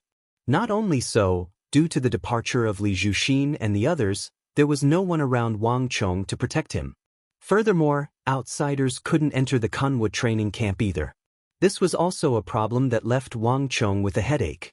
The Yao clan, King Qi, and those who, before he could raise his strength, he was still in a precarious situation. Perhaps, it's about time to bring that person over. Wang Chong thought. At this moment, a person suddenly appeared in his mind. The invincible great general Li Sai. In the history of the Tang dynasty, this person had left behind an indelible mark. During the most glorious period of the Tang dynasty, this person had ignited the most radiant light in his life and won the respect of everyone. He was the only vanguard of the Tang dynasty who didn't understand the art of war and was conferred the title of Great Generals through his bravery alone. Even though he had commanded an army of 1 million, and he didn't have the authority to oversee an entire region, his standing in the military and the history of the Tang dynasty was in no way inferior to Zhang Shogui, Gao Xianji, and Fomin Linta. In the military of the Tang dynasty, without outstanding strength, standing, and authority, it was impossible for one to become a great general. Thus, Wang Chong's father Wang Yan, the Yao clan's Yao Guangyi, and the other conferred generals weren't able to become a great general. The fact that Li Sai was able to become a great general through his bravery and be conferred the title of Invincible Great General was a testament to his bravery.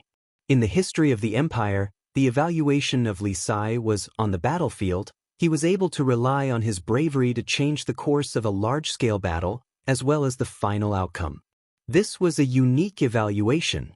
Li Sai's fighting style was to not avoid arrows and stones, to charge forward bravely. No matter how powerful his opponent was, he would never retreat. It was also for this reason that Li Sai had more wounds than anyone could imagine.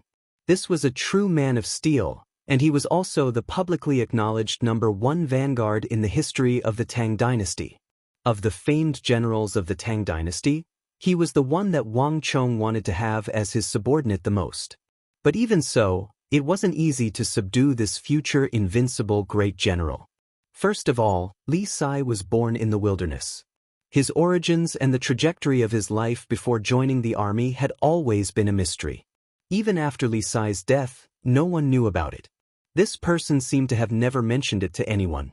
So even if Wang Chong knew this name, there was no way for him to find it in advance. In addition, as the future invincible great general, Li Sai's growth trajectory was really too fast. In his life trajectory, there was only a half-year gap. If he wanted to recruit him, there was only a short half-year. After half a year, he would enter the service of another great general. At that time, even if Wang Chong wanted to, he might not be able to do it. And after another 2 years, Li Sai's ability would be revealed. At that time, it would be impossible for him to be subdued by anyone. So for Wang Chong, the real opportunity was only that half year. If he managed to catch him, then he managed to catch him. If he failed, then he would forever miss this future invincible great general. If there are no surprises, he should have already been recruited into the army by now. Wang Chong said to himself. This was the first time Li Sai had stepped onto the stage of history.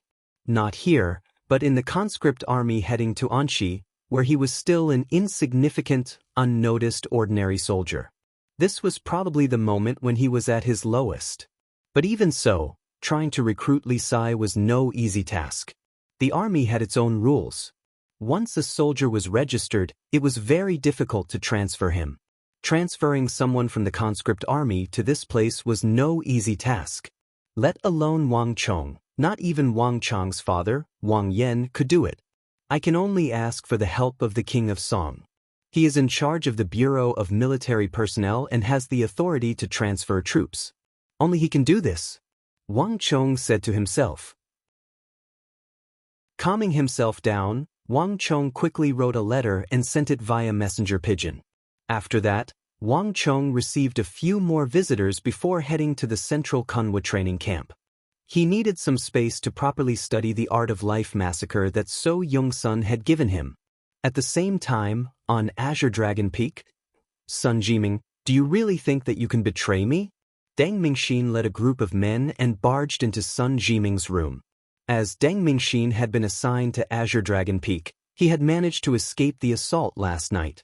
Even though the assault had caused a huge uproar, Deng Mingxin was still most concerned about the servant who had betrayed him. Deng Gongzi, I don't know what you're talking about. Participating in the Kunwa training camp is an opportunity that I fought for myself. There's no such thing as betrayal. Seeing the group barging into his room, Sun Jiming's face paled. He clenched his fists tightly, but there was no sign of compromise on his face.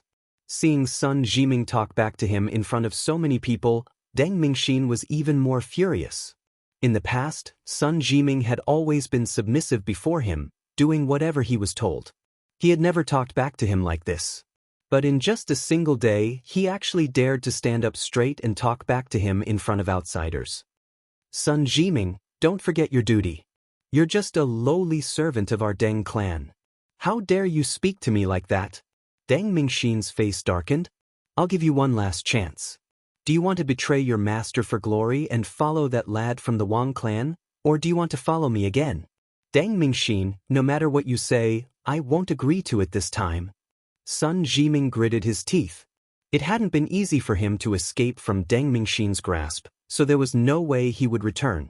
Otherwise, given Deng Mingxin's personality, who knew what would happen in the future? Deng Gongzi, there's no need to be polite with him. This lad is asking for a beating. How dare he speak to Deng Gongzi in such a manner? Teach him a lesson, let him know his place. A group of people who had followed him and chimed in. Sun Jiming, since you're determined to not repent, don't blame me for what happens next. Your father doesn't need to stay in the Bureau of Personnel anymore, he should retire early and return to his hometown. Don't think that you'll be of any use just because you've submitted to that fellow Wang Chong. From now on, the members of your Sun clan, young and old, don't think that you'll be able to make a name for yourselves anymore. Just stay in your hometown and focus on farming. Deng Mingxin flung his sleeves, his expression cold as ice. "Let me tell you, Sun Jiming, this is all your fault. Deng Mingxin, you dare." In an instant, Sun Jiming's face paled, turning incomparably pale. The Sun clan wasn't some powerful clan, but a family of farmers. Sun Jiming was born in Annan, a poor and impoverished land. It was through their own hard work that the Sun clan managed to climb out of that destitute mountain. In this process, the Sun clan didn't receive any help. Instead, they paid a huge price to achieve this. This wasn't the first time Deng Mingxin had threatened him in such a manner. However, Sun Jiming didn't think that Deng Mingxin would really dare to do so. Borrowing his father's status, he could wipe out the efforts of the entire Sun clan with a single word. Sun Jiming knew that Deng Mingxin's father had the ability to wield great authority. To the Deng clan, the Sun clan was just an insignificant ant that could be trampled to death with a single move. "You'll know soon enough whether I dare or not." Deng Mingxin sneered coldly. Voila! Just as they were speaking, the sound of something flying through the air sounded. Everyone turned around, only to see a pitch-black night kite descending from the sky. It flew across the hall and landed lightly on Deng Mingxin's arm. Deng Mingxin recognized it immediately. It was the night kite that had delivered the letter to his father. "Sun Jiming, you can't be thinking that you've climbed up a high branch, right? Let me tell you, I'll let you know the price of offending me." Schwa. Chapter 224. Sun Jiming's face was ashen, and his body trembled as he picked up the letter that Deng Mingxin had tossed over. Around them, everyone had a mocking look on their faces. "Lad, betrayal depends on the person. Deng Gongzi doesn't dare to offend the Wang clan, but do you think that he can't deal with you? This is the consequence of not knowing when to back down." The crowd sneered coldly. They already knew that Deng Mingxin had written a letter to his father, Deng Zhou, to remove Sun Jiming's father from his position. An assistant minister of the Bureau of Personnel wasn't a high position in the royal court, but it was more than enough to wipe out a mere Sun clan. Sun Jiming's fate was sealed. Hearing the ridicule from the crowd, Sun Jiming's face turned even paler. With trembling hands, Sun Jiming opened the letter. Upon seeing the first line, Sun Jiming was taken aback. He raised his head in disbelief and glanced at Deng Mingxin. "What are you looking at? You're only regretting now? It's too late." Deng Mingxin sneered. Sun Jiming didn't argue, but his expression was indescribably bizarre. Picking up the letter, Sun Jiming continued reading. Initially, Sun Jiming's face was as pale as a corpse. But slowly, his lips began to move, and as he read the contents of the letter, his face grew redder and redder. By the end of the letter, Sun Jiming's eyes were brimming with excitement. "Deng Mingxin, this is what they mean by karma. Take this letter and read it yourself." Sun Jiming abruptly stood up and threw the letter in front of Deng Mingxin. It was as if 1,000 Jin had been removed from his body. "Lad, have you gone mad? How dare you speak to Deng Gongzi in such a manner?" Beside Deng Mingxin, a 15 or 16-year-old arrogant youth could not help but rebuke angrily. "Deng Gongzi will teach him a lesson for you." Another young man spoke up, dissatisfied with Sun Jiming's attitude. I can't be bothered to argue with you. Take a good look at this letter. Deng Mingxin, even though you've threatened me time and time again, I won't hold it against you. You're on your own in the future." After saying those words, Sun Jiming turned around and left. His aura was completely different from before. Impudent. Those who followed Deng Mingxin flew into a rage, enraged by Sun Jiming's rude behavior. However, as the person involved and the protagonist of the whole thing, Deng Mingxin had an extremely bad feeling. He had known Sun Jiming for more than a day or two, and he had a deep understanding of the latter's character. Sun Jiming was a person who was capable of everything except acting and lying. Furthermore, Sun Jiming's attitude was completely different from before. It was simply too bizarre. What's going on? Deng Mingxin knew something was amiss. He frowned deeply. Almost subconsciously, Deng Mingxin bent down and picked up the letter that Sun Jiming had tossed to the ground with deep doubt in his eyes. "Bastard, get over here right now." When he saw the first line of the letter, Deng Mingxin felt as if he had been struck by lightning from the heavens. He was completely stunned. This is impossible. Deng Mingxin's face turned pale and his eyes widened in disbelief. Flipping open the letter, Deng Mingxin hurriedly scanned through it. In the blink of an eye, Deng Mingxin's face turned from pale to deathly pale. His lips trembled and cold sweat dripped from his forehead. Impossible. This is impossible. Deng Mingxin stared in the direction that Sun Jiming had left with a nervous expression. His body trembled uncontrollably, and his arrogance from before was replaced by fear. No, I can do it. I want to see Gongzi. I want to see Gongzi. Deng Mingxin seemed to have lost his soul. He abruptly turned his head around and hastily rushed in another direction. He didn't even notice that the letter had fallen from his fingers. What's wrong with Deng Gongzi? The crowd stared at one another, unable to comprehend what was going on. They were still waiting for Deng Mingxin to give the order to stop Sun Jiming so that they could teach him a lesson.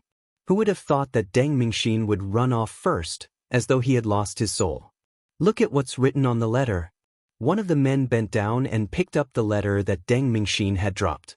A group of people immediately gathered around. Fired? Deng Mingxin's father has been fired from the Bureau of Personnel? How is that possible?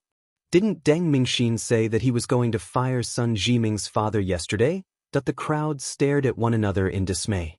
Looking at the letter in their hands, none of them could say a word. With the mystery revealed, the crowd finally understood why Deng Mingxin had left in such a hurry, and why Sun Jiming was so confident all of a sudden. Just that, wasn't this reversal a little too drastic? A moment ago, Deng Mingxin was still intending to deal with Sun Jiming's father. But in the next moment, his father was fired, and it had only been a single day. Isn't this a little too fast? One of the men exclaimed, his voice filled with shock.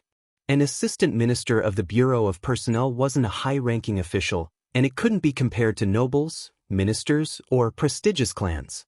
However, it wasn't a minor official either. To fire an assistant minister wasn't something that a single person could do. At the very least, it would require the approval of several people. Under normal circumstances, even if the upper echelons wanted to fire an assistant minister, it would take at least half a month. Yet, Deng Mingxin was able to get it approved in a single day. What kind of speed was this? It was no wonder Deng Mingxin's father was so furious in the letter that the first word he said was beasts.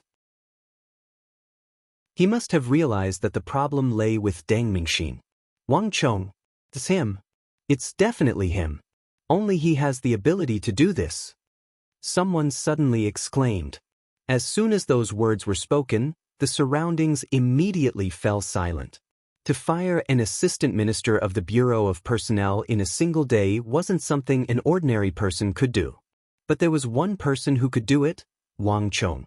It was rumored that during the consort Taijin incident, Wang Chong had single-handedly helped the king of Song reverse the situation and return to the royal court.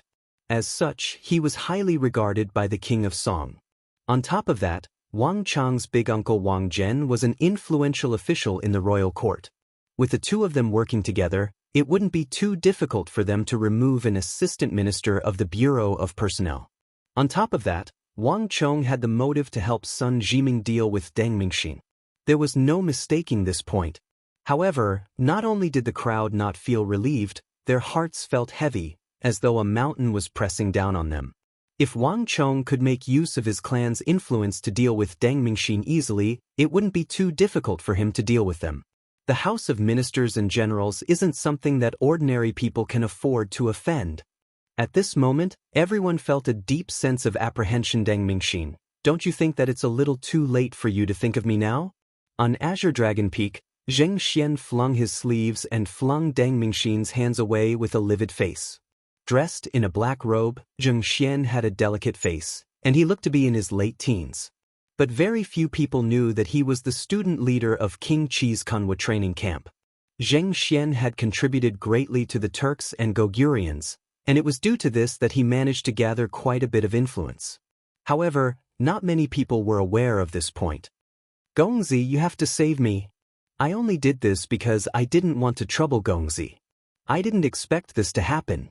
Kneeling on the floor, Deng Mingxin was on the verge of tears. Zheng Gongzi, you are King Qi's subordinate. I'll have to trouble you to plead with King Qi. Bastard! What are you saying? Who do you think King Qi is? Do you think that he will listen to your orders? Zheng Xian's face immediately darkened. Deng Mingxin's face immediately warped. He knew that he had misspoken. However, it was no longer up to him. Zheng Gongzi, no matter what, you have to think of a way to help me. I'm only doing this in order to deal with Wang Chong and vent King Qi's anger. Understanding the severity of the situation, Deng Mingxin immediately changed his words. The reason why he had dealt with Sun Jiming was purely because he didn't want to lose this subordinate who was easy to control and had great potential. However, this didn't stop him from pushing everything onto Wang Chong. There's no need to say any more. I can't help you. You should leave.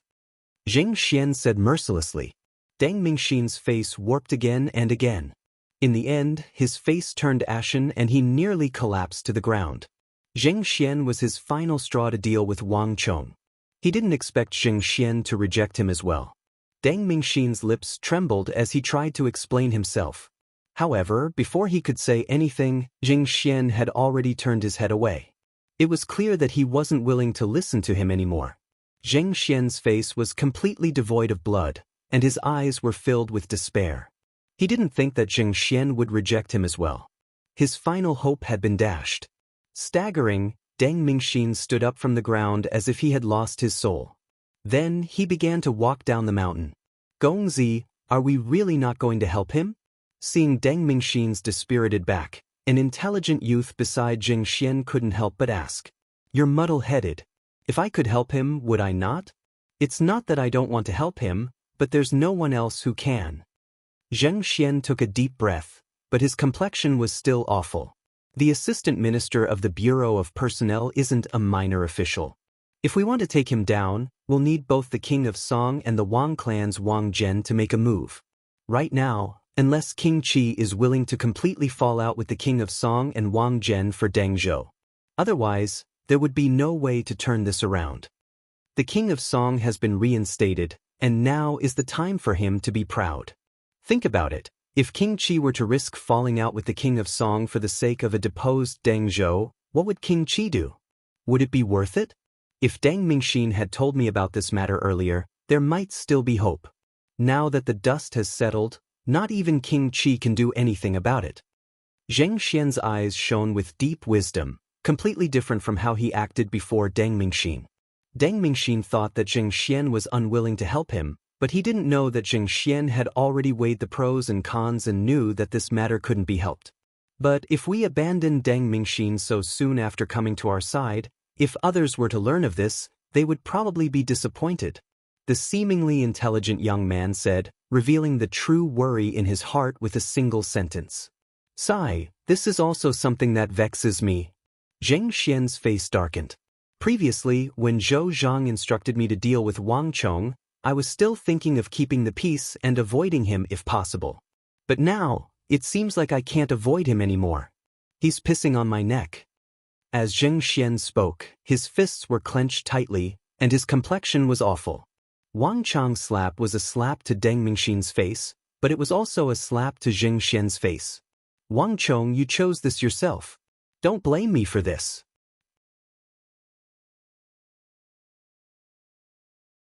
Chapter 225.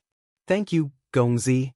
On the main peak of the Kunwa training camp, Wang Chong was currently practicing his martial arts in a training room when a figure suddenly walked in. Pudong. The figure kneeled on the floor and bowed respectfully. Sun Jiming? Wang Chong turned around and stared at the kneeling youth with a hint of shock in his eyes. But soon Wang Chong smiled. Get up, there's no need to stand on ceremony. Gongzi, thank you. Thank you for your help. Sun Jiming knelt on the floor in gratitude. After reading Deng Mingxin's letter, he had immediately rushed to Wang Chong's side. The Deng clan was too powerful for any ordinary person to oppose. If not for Wang Chong's help, the entire Sun clan would have been implicated by him. Hee, it's just a small matter. I've promised you, so I'll definitely do it. Wang Chong said. Deng Mingxin's matter was indeed a small matter to him. Given the Wang clan's strength, dealing with an assistant minister of the Bureau of Personnel was a walk in the park. All Wang Chong had to do was write a letter. On the other hand, Sun Jiming's sincerity had left him deeply moved. Even though it's a small matter to Gongzi, it's a huge matter to Sun Jiming. Sun Jiming will remember this favor. Sun Jiming straightened his back and looked at Wang Chong. Deng Mingxin was a jealous person, and the Deng clan had a strong desire for control. If not for Wang Chong, Sun Jiming would have been trapped in the cage the Deng clan had set for him. Incidents like Deng Mingxin sacrificing himself so that Sun Jiming could enter the training camp would continue. More importantly, even though Sun Jiming had done so much, Deng Mingxin and the Deng clan would still use the Sun clan to threaten him. This was the reason why Sun Jiming wasn't willing to submit to Deng Mingxin. Sun Jiming was grateful to Deng Mingxin for helping him escape from the cage he had been trapped in. Without a doubt, if it wasn't for Wang Chong, he would have taken a completely different path. Sun Jiming wasn't someone who didn't know how to repay kindness, so he was extremely grateful to Wang Chong. Since you're here, that's fine too. Wang Chong didn't dwell on this matter with Sun Jiming. Reaching into his robe, Wang Chong took out a stack of papers. Previously, I promised to give you a copy of the Panther Bone Cultivation Chant. This will benefit you greatly in the future. Panther Bone. Sun Jiming's heart jolted, and he abruptly raised his head. Root bone determined one's future achievements, and Sun Jiming was well aware that his root bone wasn't too good. Therefore, even if he was proud of his talent, without a good foundation, he would only be a flower in the mirror and the moon in the water. He would not be able to achieve much in the future. Thus, what Sun Jiming wanted the most upon entering the training camp was the root bone cultivation chant. It was just that Sun Jiming didn't expect Wang Chong to give him such a precious root bone cultivation technique that only nobles and nobles would possess so easily. Thank you, Gongzi. Even someone as calm as Sun Jiming couldn't help but feel agitated.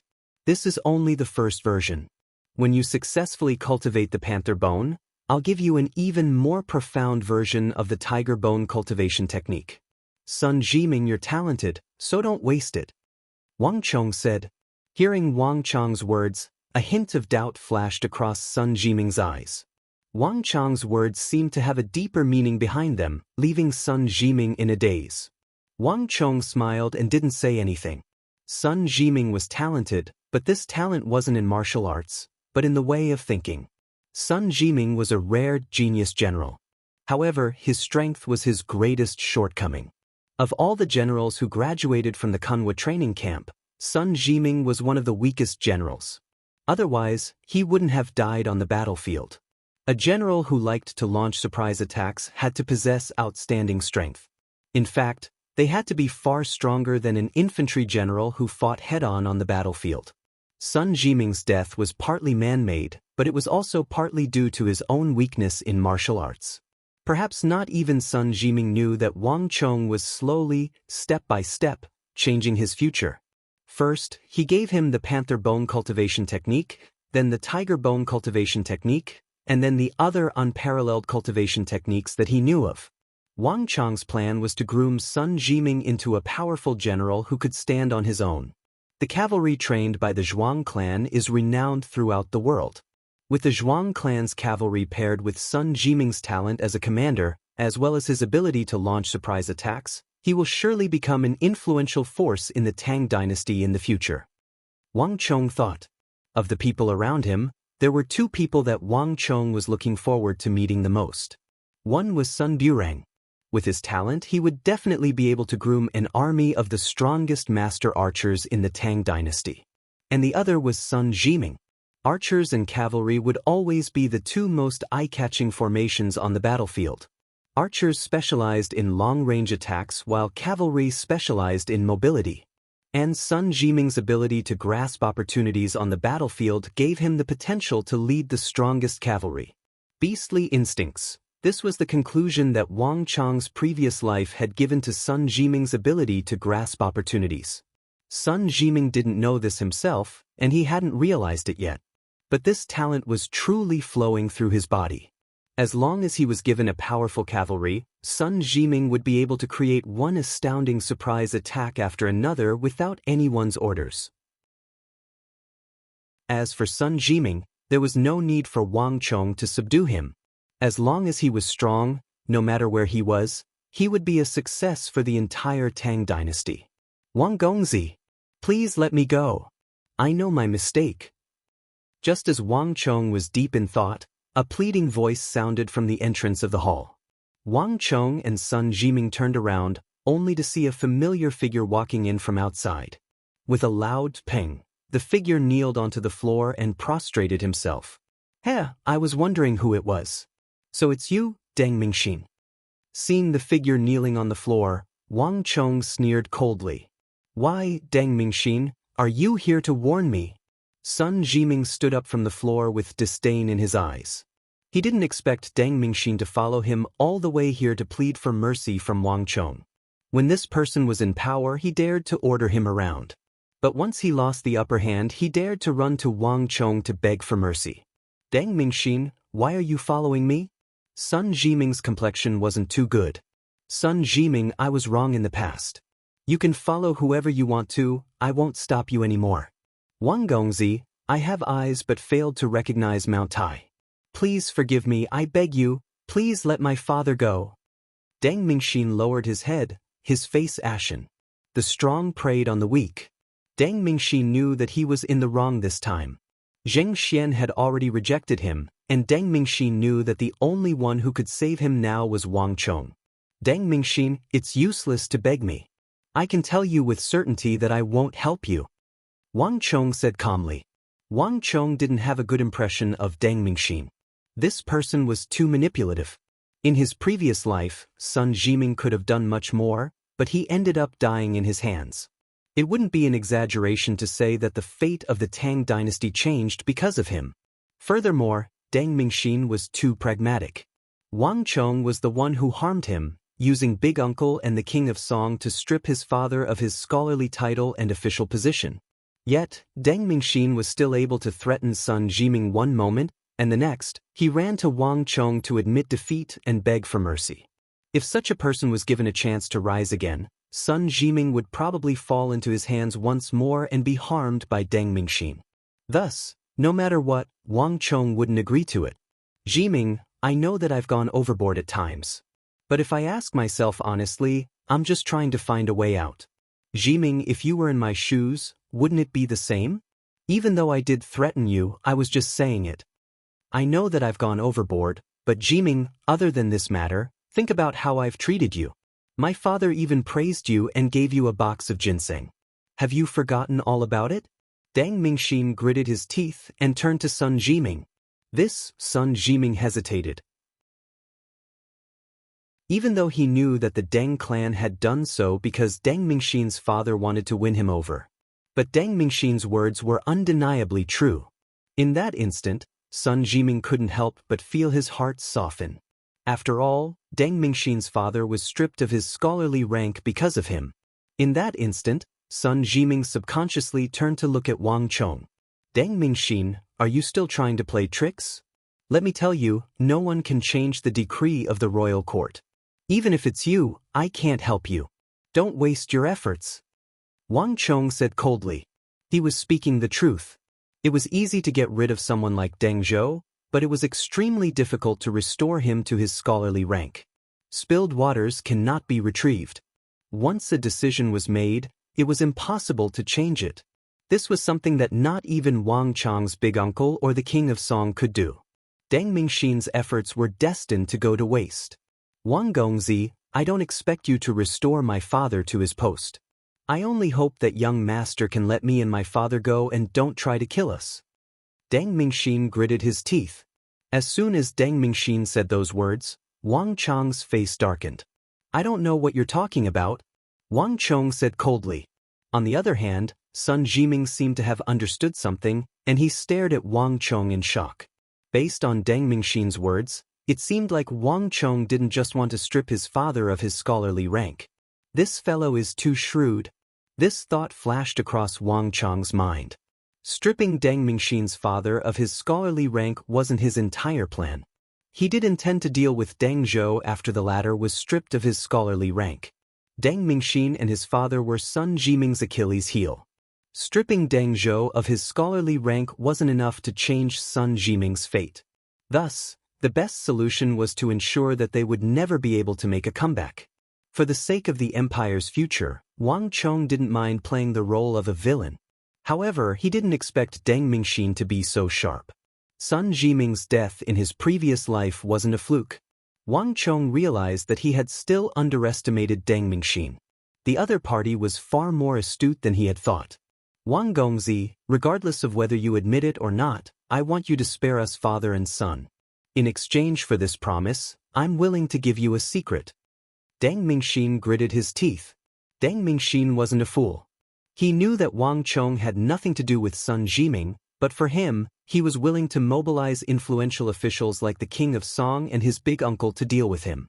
From Wang Chong's actions, Deng Mingxin felt a strong sense of threat. If Wang Chong wanted to deal with him, he wouldn't stop after stripping his father of his scholarly rank. Deng Mingxin was worried that the Wang clan wouldn't let him off. What secret? Wang Chong asked impassively. It's regarding the Yao clan and King Qi. I only heard one word. Hyderabad ores. Deng Mingxin gritted his teeth. One. Chapter 226. How did the Yao clan find out? Wang Chong's eyes flashed. He had always viewed the matter of the Hyderabad ore as his top priority, so he rarely revealed it to others. At the very least, no one knew where he got his Wuzi steel sword for several months. The fact that the Yao clan was able to find out about the Hyderabad ore was enough to explain a lot of problems. Where did you hear that from? Wang Chong turned to look at Deng Mingxin. I also heard about it from Zheng Xian. Once, he was chatting with someone, but he didn't say anything. He was chatting with someone once, and I happened to overhear their conversation. Deng Mingxin gritted his teeth.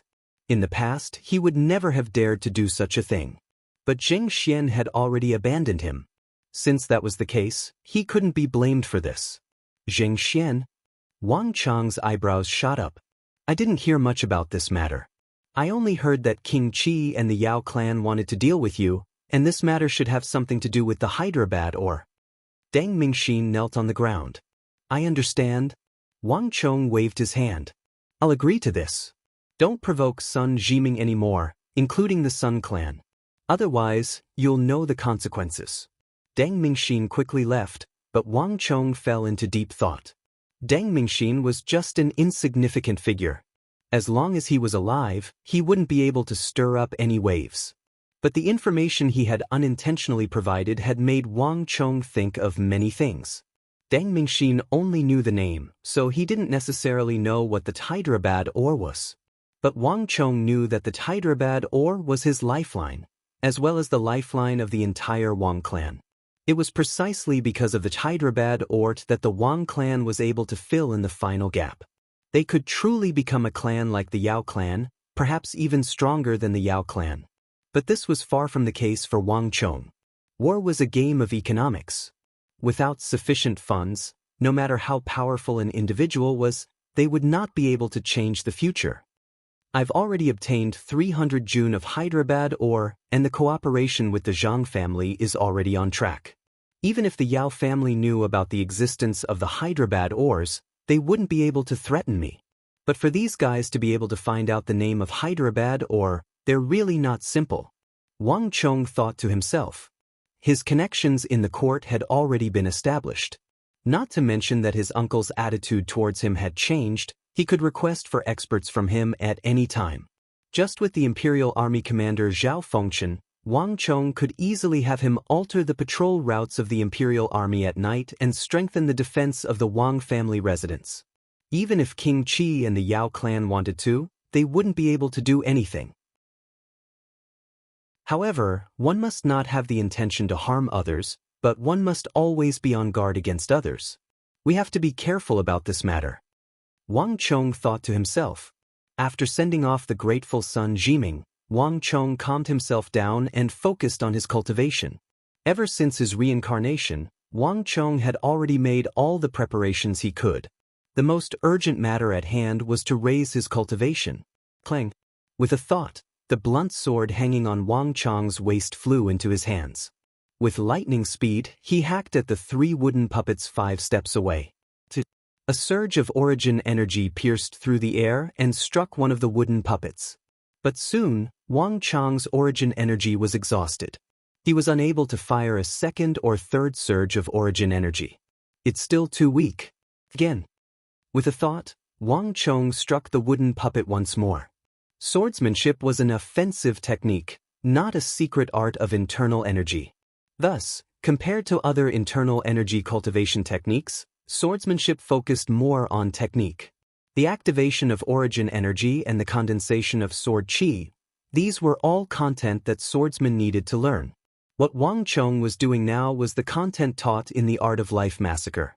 According to the requirements of the 100 Words Manual, the first step was for Wang Chong to release his origin energy through his sword and strike 3 wooden puppets within a second.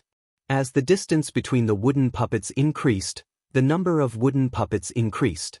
Only when he could release his origin energy within a second and strike 12 wooden puppets at a distance of 10 zhang would Wang Chong be able to truly cultivate his sword qi. And these were only the prelude to the Art of Life Massacre. The number of words on the mental cultivation method was only 10. The Art of Life Massacre didn't require one to cultivate internal energy, but it was far more difficult to cultivate than any other manual. Once, twice, thrice, 4 times, 100 times, 1,000 times, 10,000 times. In the dull training room, Wang Chong drew his sword time and time again. The training camp had just opened, and there were many Imperial Army members on the mountain. This period of time was surprisingly peaceful. 3 days later, Wang Chong's back was drenched in sweat. With a wave of his hand, 3 streams of origin energy struck 3 wooden puppets 5 steps away simultaneously. The number of wooden puppets increased rapidly. 7 days later, there were 6 of them. Then there were 7, 9. There weren't many shortcuts in the cultivation of sword qi. This was something Wang Chong knew in his previous life. 10, 11, 12, 13, 14. Half a month later, the number of wooden puppets in front of Wang Chong had reached 14. This had already exceeded the requirements of the training. I can start the next step of the training. Wang Chong thought to himself as he began to pull the distance between the wooden puppets. Origin energy couldn't be condensed indefinitely. The further the distance, the more energy would be expended. The second stage of the Art of Life Massacre was to increase the distance of the origin energy transmission step by step. The first few times Wang Chong failed. The primordial qi shot out from the iron sword disappeared within 5 steps. But soon Wang Chong realized the key to this. If I want to transmit the origin energy further, I need to make the origin energy from the iron sword smaller. Wang Chong thought to himself. After understanding this step, Wang Chong immediately knew what to do. 5 steps, 6 steps, 7 steps. Wang Chong slowly condensed the origin energy from the iron sword, making it smaller and denser. 8 steps, 9 steps, 10 steps. The distance between the wooden puppets and Wang Chong was getting further and further. This kind of thing didn't require too much comprehension. Instead, it required constant practice and slowly grasping the key. 11 steps, 12 steps, 13 steps, 4 zhang, 5 zhang, 6 zhang. The origin energy from Wang Chong's iron sword was getting further and further away. This level of origin energy couldn't actually hurt anyone, but Wang Chong didn't care. Because this was the foundation of the Art of Life Massacre. 8 zhang, 9 zhang, 11 zhang. When the wooden puppets were getting further and further away from Wang Chong, the origin energy from Wang Chong also became thinner and smaller. But the luster was getting stronger and stronger. In a single second, Wang Chong was able to strike more than a dozen wooden puppets at a distance of 120 zhang. Finally, he could enter the 3rd stage of the foundation training. This stage was impossible for Wang Chong alone. Therefore, Wang Chong found a few people. Are you ready? In the dark secret chamber, it was so dark that one couldn't even see their fingers. They could only communicate by sound. Wang Chong nodded. In the next moment, countless square-shaped wooden blocks were thrown at Wang Chong from 3 different directions. Origin energy whistled, and streams of energy whizzed out, shooting at the small square-shaped wooden blocks in the air. Put, put, put. Except for 6 or 7 wooden blocks that were hit, the rest of the wooden blocks whizzed out and hit Wang Chong's robe. It's still a bit difficult to determine the position by listening to the wind. Wang Chong opened his eyes and thought to himself. The third basic training of the Art of Life Massacre was to determine the position by listening to the wind. This was not only to determine the position of the enemy by listening to the wind, but also to train precise swordsmanship. The higher the level of swordsmanship, the higher the requirement for control and precision. As the top and unparalleled technique in the past, the Art of Life Massacre had even stricter requirements in terms of technique. Precision, speed, and accuracy were the basics of swordsmanship. Only by mastering these could one truly learn more advanced swordsmanship.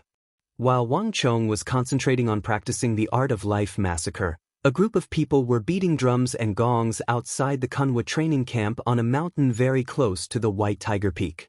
What are these guys doing? The people on the White Tiger Peak were the first to notice the strange situation nearby. At first, they were still puzzled. But gradually, they felt that something was wrong. These guys are actually building a house there. Looking at the foundation that had appeared on the peak of the mountain in just a few days, everyone was dumbfounded. Someone is actually building a house near the Kunwa training camp. Poor they. Where did these guys come from? Where did they come from? What do you think? Do you think Kunwa training camp can be built with money? In an instant, a hint of fear appeared in everyone's eyes. Outsiders were not allowed to enter Kunwa training camp. The other party actually dared to build a house at such a close distance. This person must have a powerful background. Some people wanted to go and take a look, but after hearing this, they immediately backed out. The other party clearly knew that this was Kunwa training camp, yet they still dared to build a house here. Obviously, they had a powerful background. Most of the people in Kunwa training camp were ordinary civilians or the descendants of ordinary government officials. These people were not to be trifled with. Who the hell is this person? He even mobilized the Imperial Guards? At the same time, on the Vermilion Bird Peak and the Green Dragon Peak, many people from aristocratic families also noticed this scene. However, unlike the others, they noticed that there were some figures on the peak of the mountain. They were obviously from the Imperial Guards. The Imperial Guards were the Emperor's Guards. Since the other party could mobilize the Imperial Guards, it was obvious that he had a powerful background. Many people from aristocratic families also revealed a look of fear, not daring to provoke him. Hurry up, build this mansion as soon as possible. At this moment, at the top of the mountain, Wang Chong's uncle, Li Lin, was commanding a group of masons on the peak of the mountain with a few Imperial Guards. Li Lin had accepted Wang Chong's letter and bought this mountain range according to the latter's request.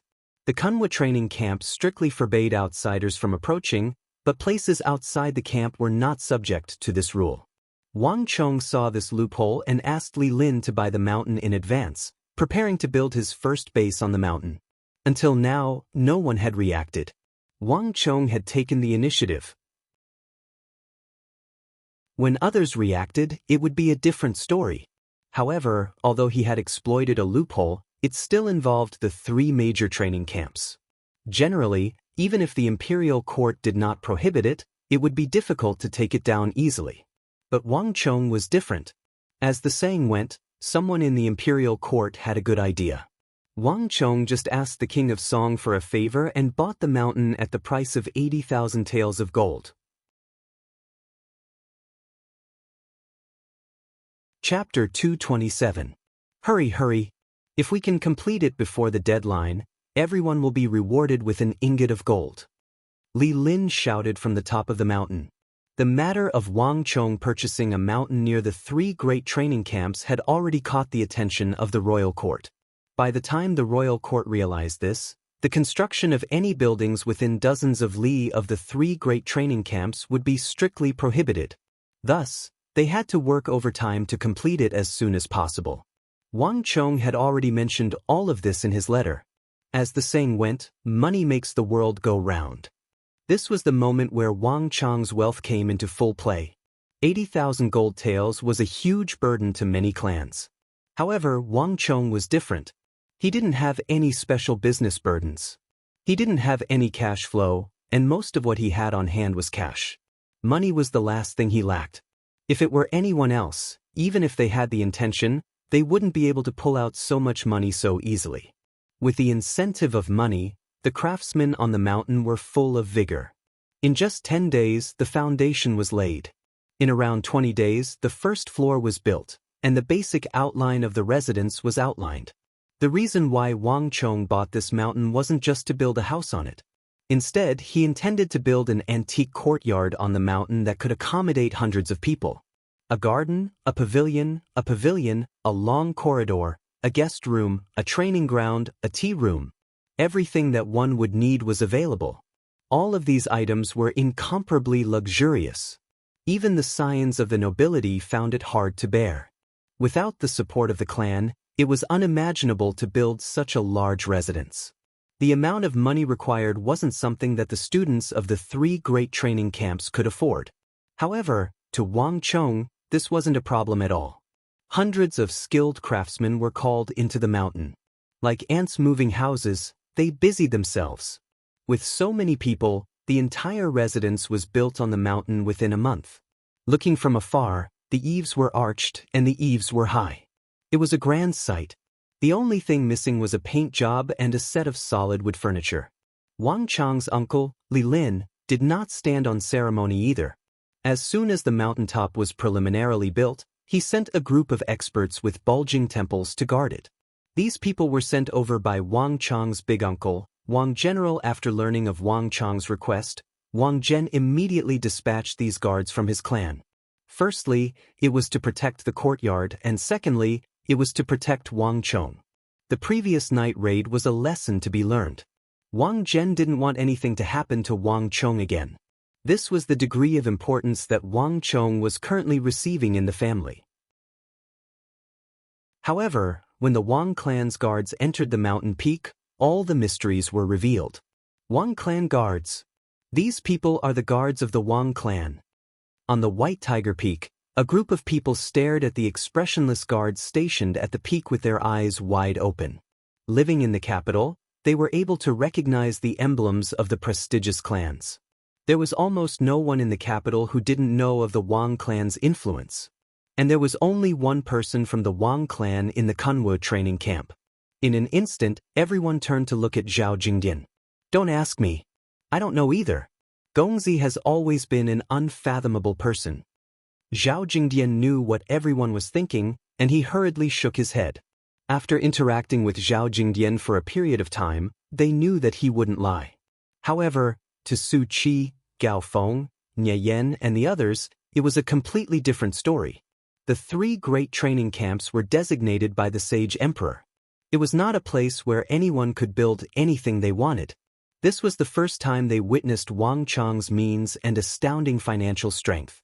As expected of my brother. I'll have a share of this residence from now on. Unlike the others, Wei Hao burst into laughter upon hearing the news. He was clearly excited. Isn't that lad a little too eye-catching? On the Vermilion Bird Peak, the group of powerful ladies standing beside Marchioness Yi also noticed the building that had suddenly risen from the ground. What is that Wang Chong up to? On the Azure Dragon Peak, Abu Tong and the other Hu students had also noticed the eye-catching residence. However, unlike the others, Abu Tong had been keeping a close eye on Wang Chong's movements during this period of time. It was only at the very last moment that Abu Tong noticed that the residence next to the Kunwu training camp was actually Wang Chong's. Wang Chong's memorial had caused the Hu to lose many benefits. Abu Tong didn't think that Wang Chong would do something so meaningless, so he couldn't help but frown in bewilderment. Isn't that lad of the Wang clan reacting a little too quickly? Is he intending to build a base here and expand his territory? On another peak, Jing Xian also noticed the changes on the mountain. Voila! A moment later, 2 pigeons flew out from the Azure Dragon Peak, one toward King Qi and the other toward Zhou Zhang. At this very moment, Wang Chong was oblivious to the changes in the surroundings. There was a specialized training chamber in the Kunwu training camp, and only those whose cultivation had reached Origin Energy Tier 7 were allowed to use it. At this moment, Wang Chong was in the training chamber. In the past month, Wang Chong had devoted almost all of his attention to practicing the art of life massacre. He rarely returned to his residence, and even Zhao Jingdian and the others found it hard to meet him.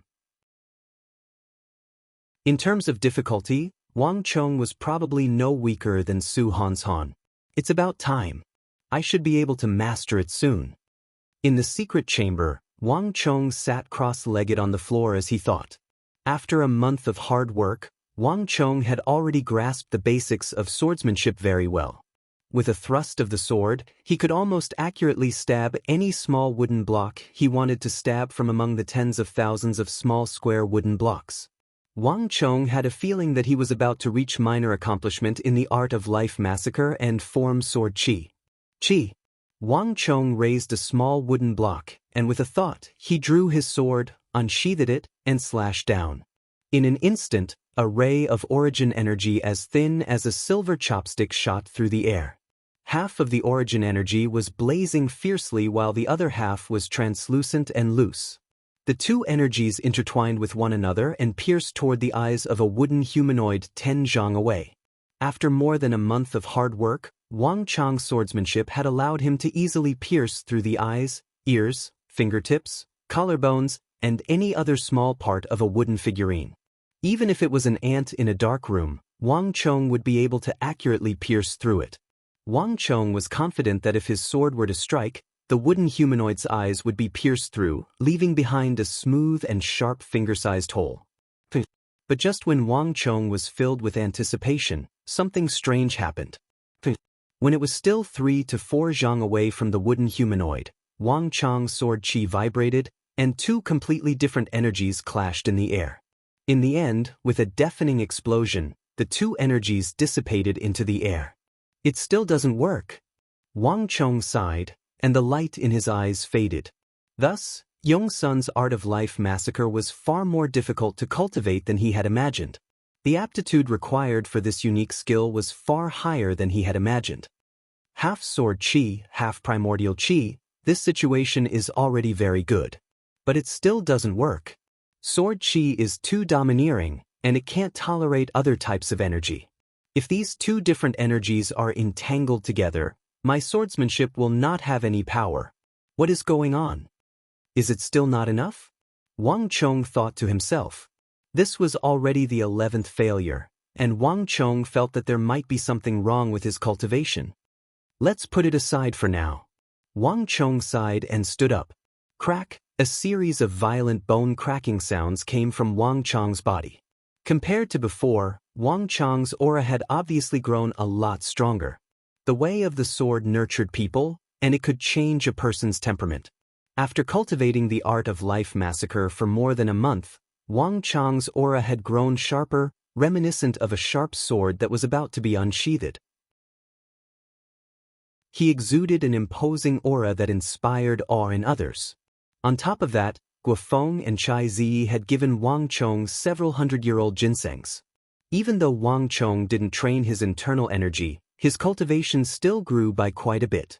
Even though he hadn't reached Origin Energy Tier 8 yet, his cultivation had grown significantly. It seems like everyone has been working hard over the past month. When he walked out of the technique practicing room, he saw that the entire main peak of Kunwu was packed with people. It was bustling with activity and seemed to be in full swing. Seemingly influenced by the night assault, Wang Chong felt that everyone was working hard on their martial arts. Furthermore, when they were sparring, it was as though they were in a real battle. Archers, infantrymen, and cavalrymen, everyone seemed to be holding their breaths, putting in a lot of effort. With effort comes reward. Compared to when the training camp first opened, Wang Chong could feel that the atmosphere in the training camp had changed. The overall prowess of the training camp was clearly a notch higher. Chiu. While Zhang Xian was touring the main peak, a crisp and sharp cry suddenly sounded from the top of his head. Lifting his head, Wang Chong saw messenger pigeons flying above him, flying back and forth between the training camp and the capital. Most of the people in the Kunwu training camp were commoners or descendants of ordinary officials, so there wasn't much going on here. Even without thinking too much, Wang Chong could guess that this must have something to do with the scions of the prestigious clans in the training camp. This could be considered as the style of scions of the prestigious clans in the capital. Chiu. Just as Zhang Xian was chuckling, the cry of a messenger pigeon suddenly sounded from the top of his head. Raising his head, Wang Chong saw a messenger pigeon flying over from afar. Just as he was wondering who it was, Wang Chong suddenly realized that the messenger pigeon was flying straight toward him. Wang Chong's eyebrows shot up. His gaze soon fell on the messenger pigeon. This is a letter from Big Uncle? Seeing the golden ring on the left leg of the messenger pigeon, Wang Chong's eyes flickered in astonishment. This messenger pigeon was raised by Big Uncle Wang General. However, the golden ring on the left leg of the messenger pigeon held a special meaning in the Wang clan. Unless it was an extremely important matter, it wouldn't appear. Big Uncle wants to meet me?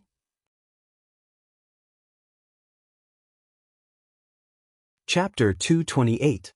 Translator, Ryuxinji Editor. H2H2 Mr. Wang Zhen was an influential official of the royal court, and he had many affairs to attend to. Unless there was something important, he wouldn't contact Wang Chong, needless to say, take the initiative to look for him. In Wang Chong's memory, the last time Big Uncle looked for him was when he committed a calamity. Furthermore, the rules of the 3 great training camps were strict. Big Uncle should understand that unless there was something important, it would be best for him not to disturb Wang Chong. Strange? Wang Chong was perplexed. Even so, he still left the area.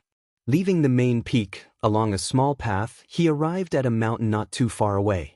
A carriage covered in green cloth was parked, and several guards of the Wang clan stood by the side, surveying the surroundings warily. Big Uncle? Wang Chong boarded the carriage, and within the carriage, he met his big uncle. Wang General Wang Zhen was dressed in green casual clothes, and even though he wasn't dressed in the robes of the royal court, his every movement exuded the authority of an influential official. When Wang Chong entered, his brows were slightly furrowed, seemingly conflicted over something. "You're here?"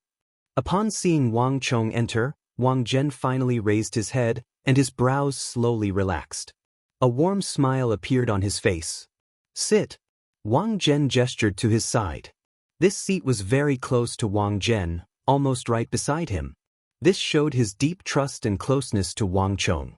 Such treatment would have been unimaginable in the past. "Big Uncle?" Wang Chong didn't turn down Wang Zhen's invitation. He bowed respectfully before taking a seat beside Wang General. Wang Chong knew that Big Uncle's attitude toward him was completely different from before. This was because his performance had won his Big Uncle's trust and respect, and he had been accepted as a core member of the clan. Love the house, love the crow. Now, Uncle treated his mother and little sister very kindly, not as strict as before. "How is the training camp?" Wang Zhen asked with a smile.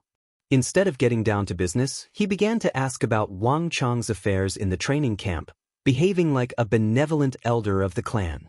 "Not bad, except for the first day when I almost died on the mountain." Wang Chong also laughed. He was now very casual in front of his uncle, treating him as a trustworthy elder. Disregarding those minor matters, there was actually no deep grudge between Wang Chong's family and Big Uncle Wang Zhen. At most, it would be a little competition between Big Brother, Second Brother, and Cousin Wang, as well as a little competition for grandfather's influence. However, Wang Chong had already thought it through. He would not compete with his cousin. On the contrary, he would try his best to help his cousin achieve better development and higher achievements. The development of the Wang clan should not be limited to a small pond. Instead, he should set his sights on the bigger world. I also know about this matter. Andong and Anbei had fought a few battles recently. The Turks and Gogurians had suffered heavy casualties, and this operation had paid a heavy price. However, the mistakes of the past would serve as a lesson for the future. I'll send a few experts from my family over. With them around, you'll be safer. Wang Zhen said. As an influential official of the royal court, he rarely went anywhere, and his range of activity was limited to the capital. As such, he didn't need so many experts by his side. He could easily assign them to Wang Chong. "Thank you, Big Uncle." Wang Chong was overjoyed. He had no intention of turning down Wang Zhen's help. He didn't have many experts by his side at the moment, and the more top-notch experts he had, the better. Wang Zhen also chuckled. He viewed Wang Chong with great importance. He was the greatest hope of the Wang clan. Even if he couldn't take over his father's position and influence in the royal court, his third brother, Wang Yan, and fourth brother, Wang Mi, would have to take over. This included the eldest son, Wang Li, Wang Fu, and Wang Bei. Everything fell onto the shoulders of his youngest nephew, Wang Chong. Wang Zhen knew that once his father passed away, only Wang Chong would be able to accept his influence and lead the Wang clan to greater heights. He was the future hope of the Wang clan. No matter how many people he sent to protect him, it wouldn't be enough. Right? Has Yang Zhao contacted you recently? Wang Zhen suddenly asked. Yang Zhao? Why would Big Uncle ask about this? Wang Chong frowned. He had met Yang Zhao a few times, but their relationship wasn't that close. Furthermore, it wasn't inconvenient for them to meet in the training camp. He hasn't? Wang Zhen straightened his back, and a hint of doubt flashed across his eyes. But it should be about time. Keep an eye out for him. He should be coming to look for you soon. Wang Chong didn't say anything, but the doubt in his eyes deepened. Why would Yang Zhao look for him? And why was Big Uncle so confident? Zhangzhou Jianqiong wants to come to the capital. Seeing Wang Chong's doubtful gaze, Wang Zhen fell silent for a moment before revealing the purpose of his visit. What? Hearing Big Uncle Wang Chong's words, Wang Chong widened his eyes in shock. Zhangzhou Jianqiong was the Southern Protector General, the great general who supports the empire. In the military circles of the Tang dynasty, Zhangzhou Jianqiong played an important role. Given Zhangzhou Jianqiong's standing, Wang Chong knew that Big Uncle wasn't just saying that he wanted to take a stroll in the capital. As expected, Big Uncle Wang Zhen said something completely different. Zhangzhou Jianqiong has been guarding Jiannan for more than 20 years now. There is no war at Irai, and Uzan is safe as well. Zhangzhou Jianqiong hasn't contributed much to the military while guarding Jiannan. This time, he wants to change his position and enter the capital. Wang Zhen said impassively, his face devoid of any emotion. Wang Chong's expression turned grim. Zhangzhou Jianqiong was the Southern Protector General, an existence on par with Gao Xianji and Fomenlinta. For such a figure to suddenly want to be transferred to the capital, it wasn't because he wanted to become a minor official, but because he had a bigger goal in mind. This is like a huge shark barging into the capital. A thought flashed across Wang Chong's mind. In the royal court, all positions were already fixed. This was the result of the constant competition between the various powers. Now that Zhangzhou Jianqiong wanted to enter the capital, it would be like a ferocious dragon crossing the river. The entry of a new power would disrupt the existing structure. This would affect all parties. Even the Wang clan and Big Uncle would be affected. Because there was so much porridge in the city, if too many people were to eat it, it would surely affect others. More importantly, Zhangzhou Jianqiong didn't belong to any faction at the moment. Wang Chong suddenly understood why Big Uncle would make an exception to appear at the Kunwa training camp to look for him. Initially, this matter didn't have much to do with the Wang clan or Big Uncle. The crux of the matter was Wang Chong himself. Not too long ago, Zhangzhou Jianqiong was one of the heavyweights who supported him in the regional commander's incident. The Wang clan owed Zhangzhou Jianqiong a favor, or to be more precise, Wang Chong owed Zhangzhou Jianqiong a favor. Which position does he want? Wang Chong asked. Minister of War. Wang Zhen replied. Hearing those words, Wang Chong's eyelids twitched violently. He took in a deep breath and said, that person sure has a big appetite. The Minister of War was in charge of the mobilization of the armies of the Tang dynasty, as well as the various border armies. He wielded great influence in the royal court, and he was a truly influential official. In terms of standing, the Minister of War was above the Protector Generals and Protector Generals.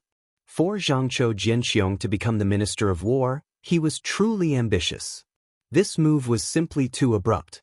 Even Wang Chong was taken aback by it, needless to say, Big Uncle and the others. This was a reshuffle of the upper echelons. Big Uncle, the King of Song, King Qi, the Yao clan, the Prime Minister. Everyone was involved. Wang Chong raised his head and looked at Big Uncle Wang. General, it suddenly dawned on him that he wasn't the only reason why Big Uncle Wang came to look for him. The King of Song was also involved.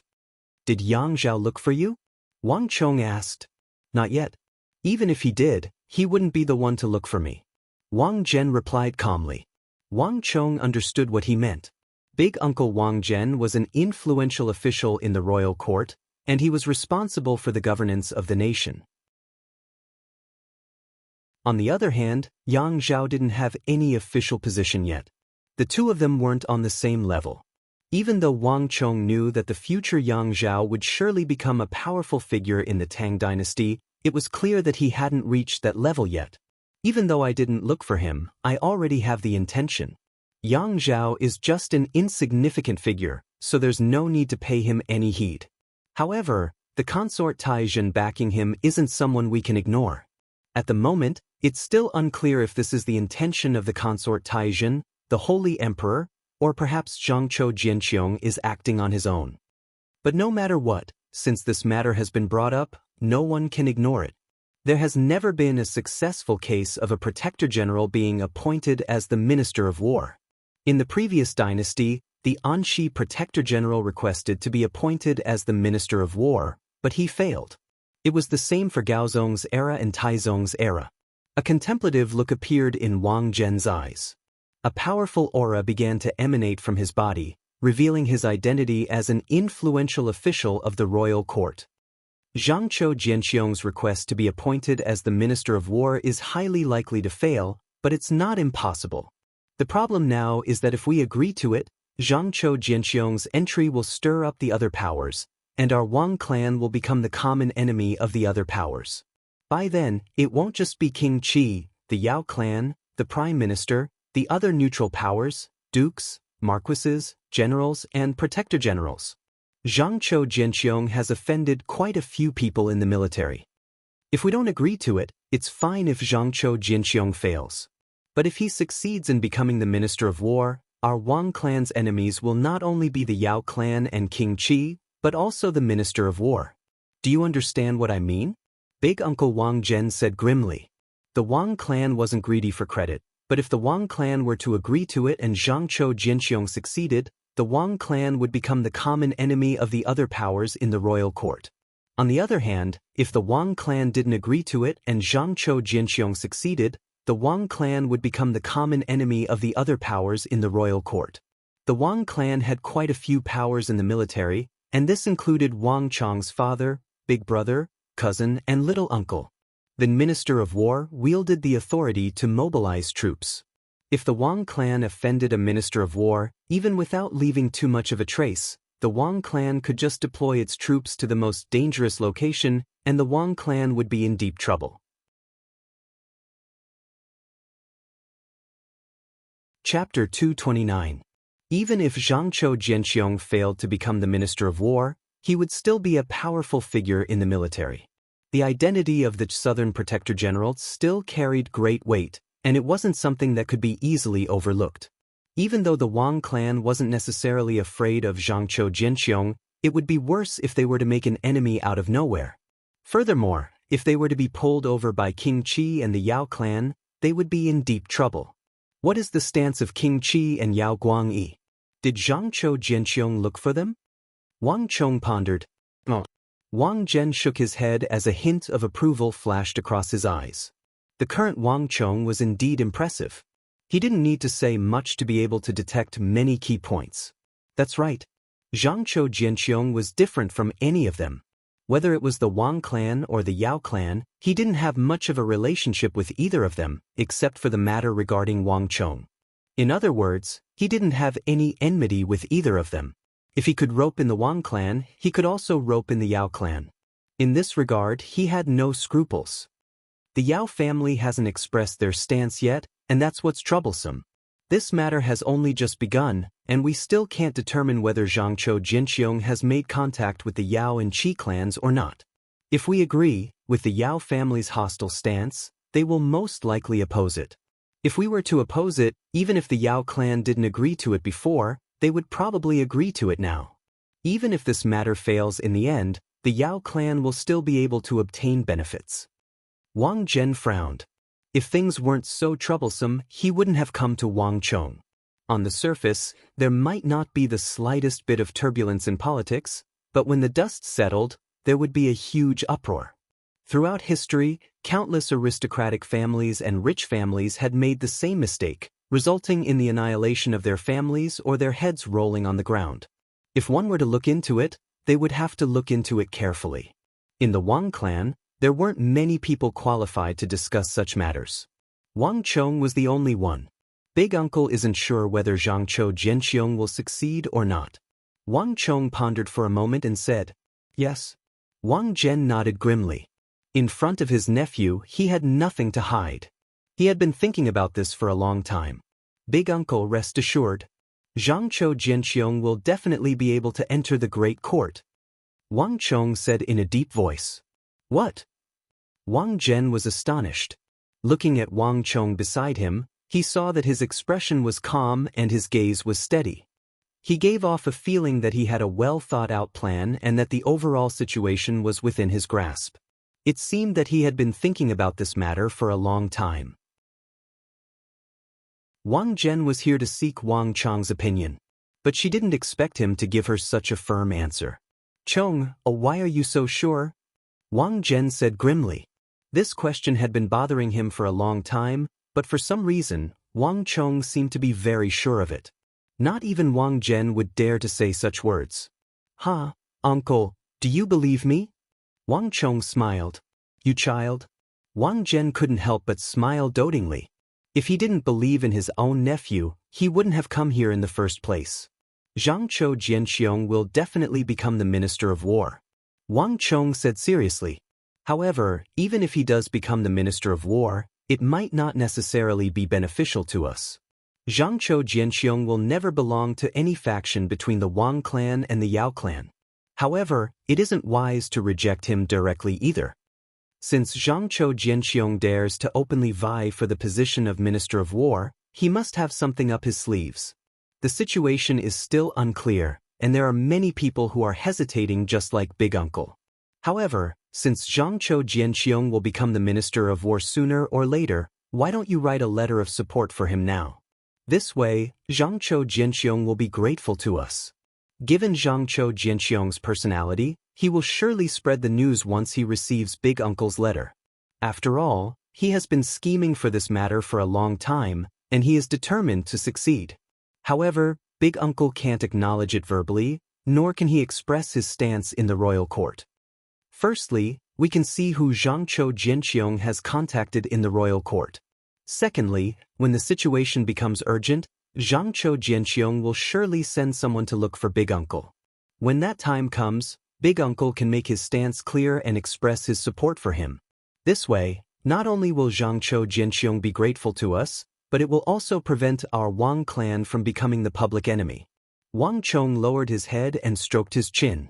Wang Chong rarely interfered with the political affairs of the royal court, but Zhangqiu Jianqiong was no ordinary person.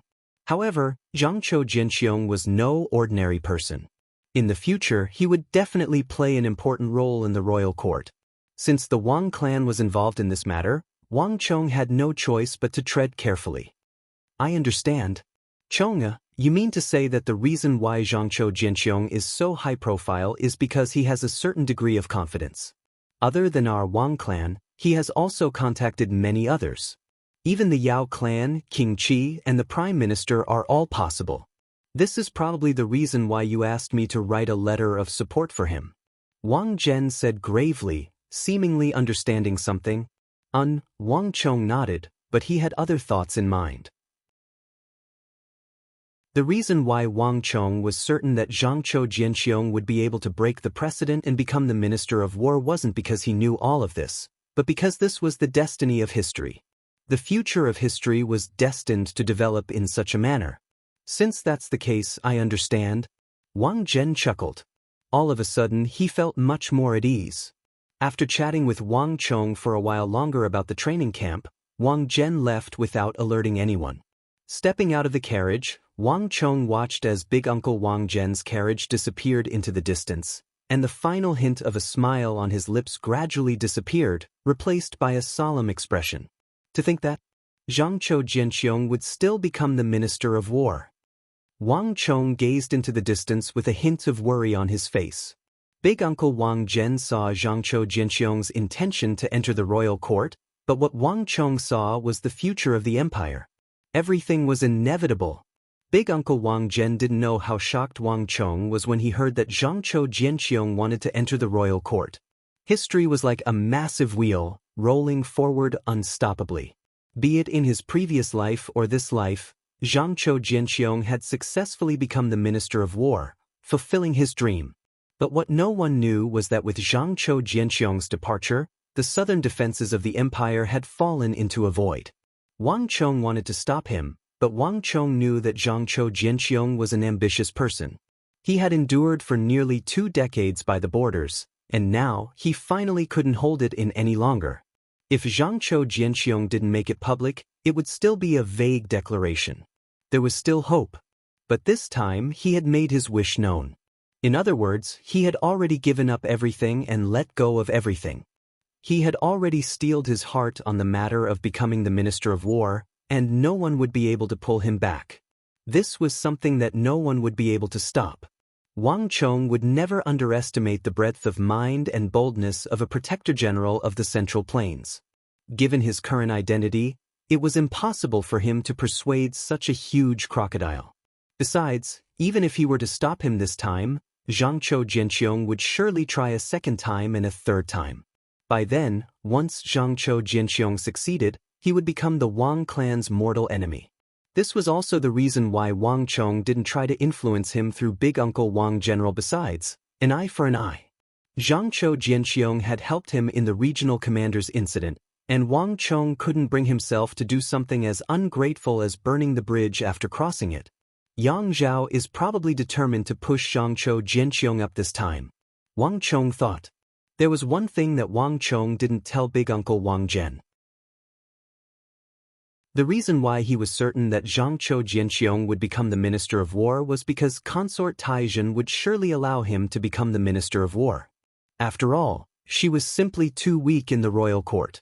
Only by placing Zhangqiu Jianqiong in the royal court would Consort Taizhen have someone to rely on in the royal court. Only then would she be able to stabilize her position. Otherwise, she would be too isolated. For this goal, she would do her best to help Zhangqiu Jianqiong ascend to the Minister of War. On the other hand, Yang Zhao also wanted Zhangqiu Jianqiong to become the Minister of War, and in fact, he was even more eager than Zhangqiu Jianqiong. Everyone thought that Zhangqiu Jianqiong was too ambitious.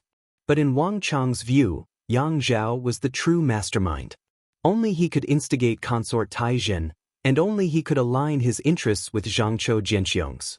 In the royal court of the Tang dynasty, without a doubt, Yang Zhao was just an insignificant figure. But Wang Chong knew that everyone was underestimating this future giant of the Tang dynasty. His future standing would even surpass that of Yao Guangyi. Even though he still couldn't match up to someone like Yao Chong, he wasn't too far off. Yang Zhao was much smarter than everyone thought. He knew that his qualifications were too shallow. That was why he wanted to push Zhangqiu Jianqiong up to the Minister of War. As the saying went, having connections in the royal court makes things easier. Only with Zhangqiu Jianqiong would he, Yang Zhao, be able to rise to the top and realize his ambitions. On this matter, there were 2 people who were even more enthusiastic than Zhangqiu Jianqiong. One was Consort Taizhen, and the other was Yang Zhao. Both of them were going to be famous giants in the future of Great Tang. Thus, regardless of whether he had the memories of his previous life or not, Wang Chong knew that Zhangqiu Jianqiong's ascension to the throne was inevitable. In his previous life, Big Uncle had chosen the wrong side on this matter, and as a result, he became a thorn in Consort Taizhen's side. But in this life, perhaps due to Wang Chong, Big Uncle had become much more cautious and meticulous. This was also what made Wang Chong glad. If everything goes according to plan, it should be time for that person to ascend to the throne. A figure surfaced in Wang Chong's mind, and he sighed deeply. The tides of history had finally come to this. Zhangqiu Jianqiong would eventually enter the capital, and that person would eventually take over the position of Southern Protector General. These two matters were not things that Wang Chong could prevent with his current strength. This left a deep sense of helplessness in Wang Chong's heart. The tides of history couldn't be defied. What Wang Chong could do was to perfect his plan step by step, and through his own efforts, he would slowly change the tides of history. Looks like I should hurry up. You're tuning in to the Passion Pages YouTube channel. We're so grateful for your support, and don't forget to subscribe to join us on this incredible journey through captivating stories. Your generosity through donations truly makes a world of difference, as it's the primary source of revenue that allows me to expand and enhance this channel for you. Thank you from the bottom of my heart for being a part of this adventure.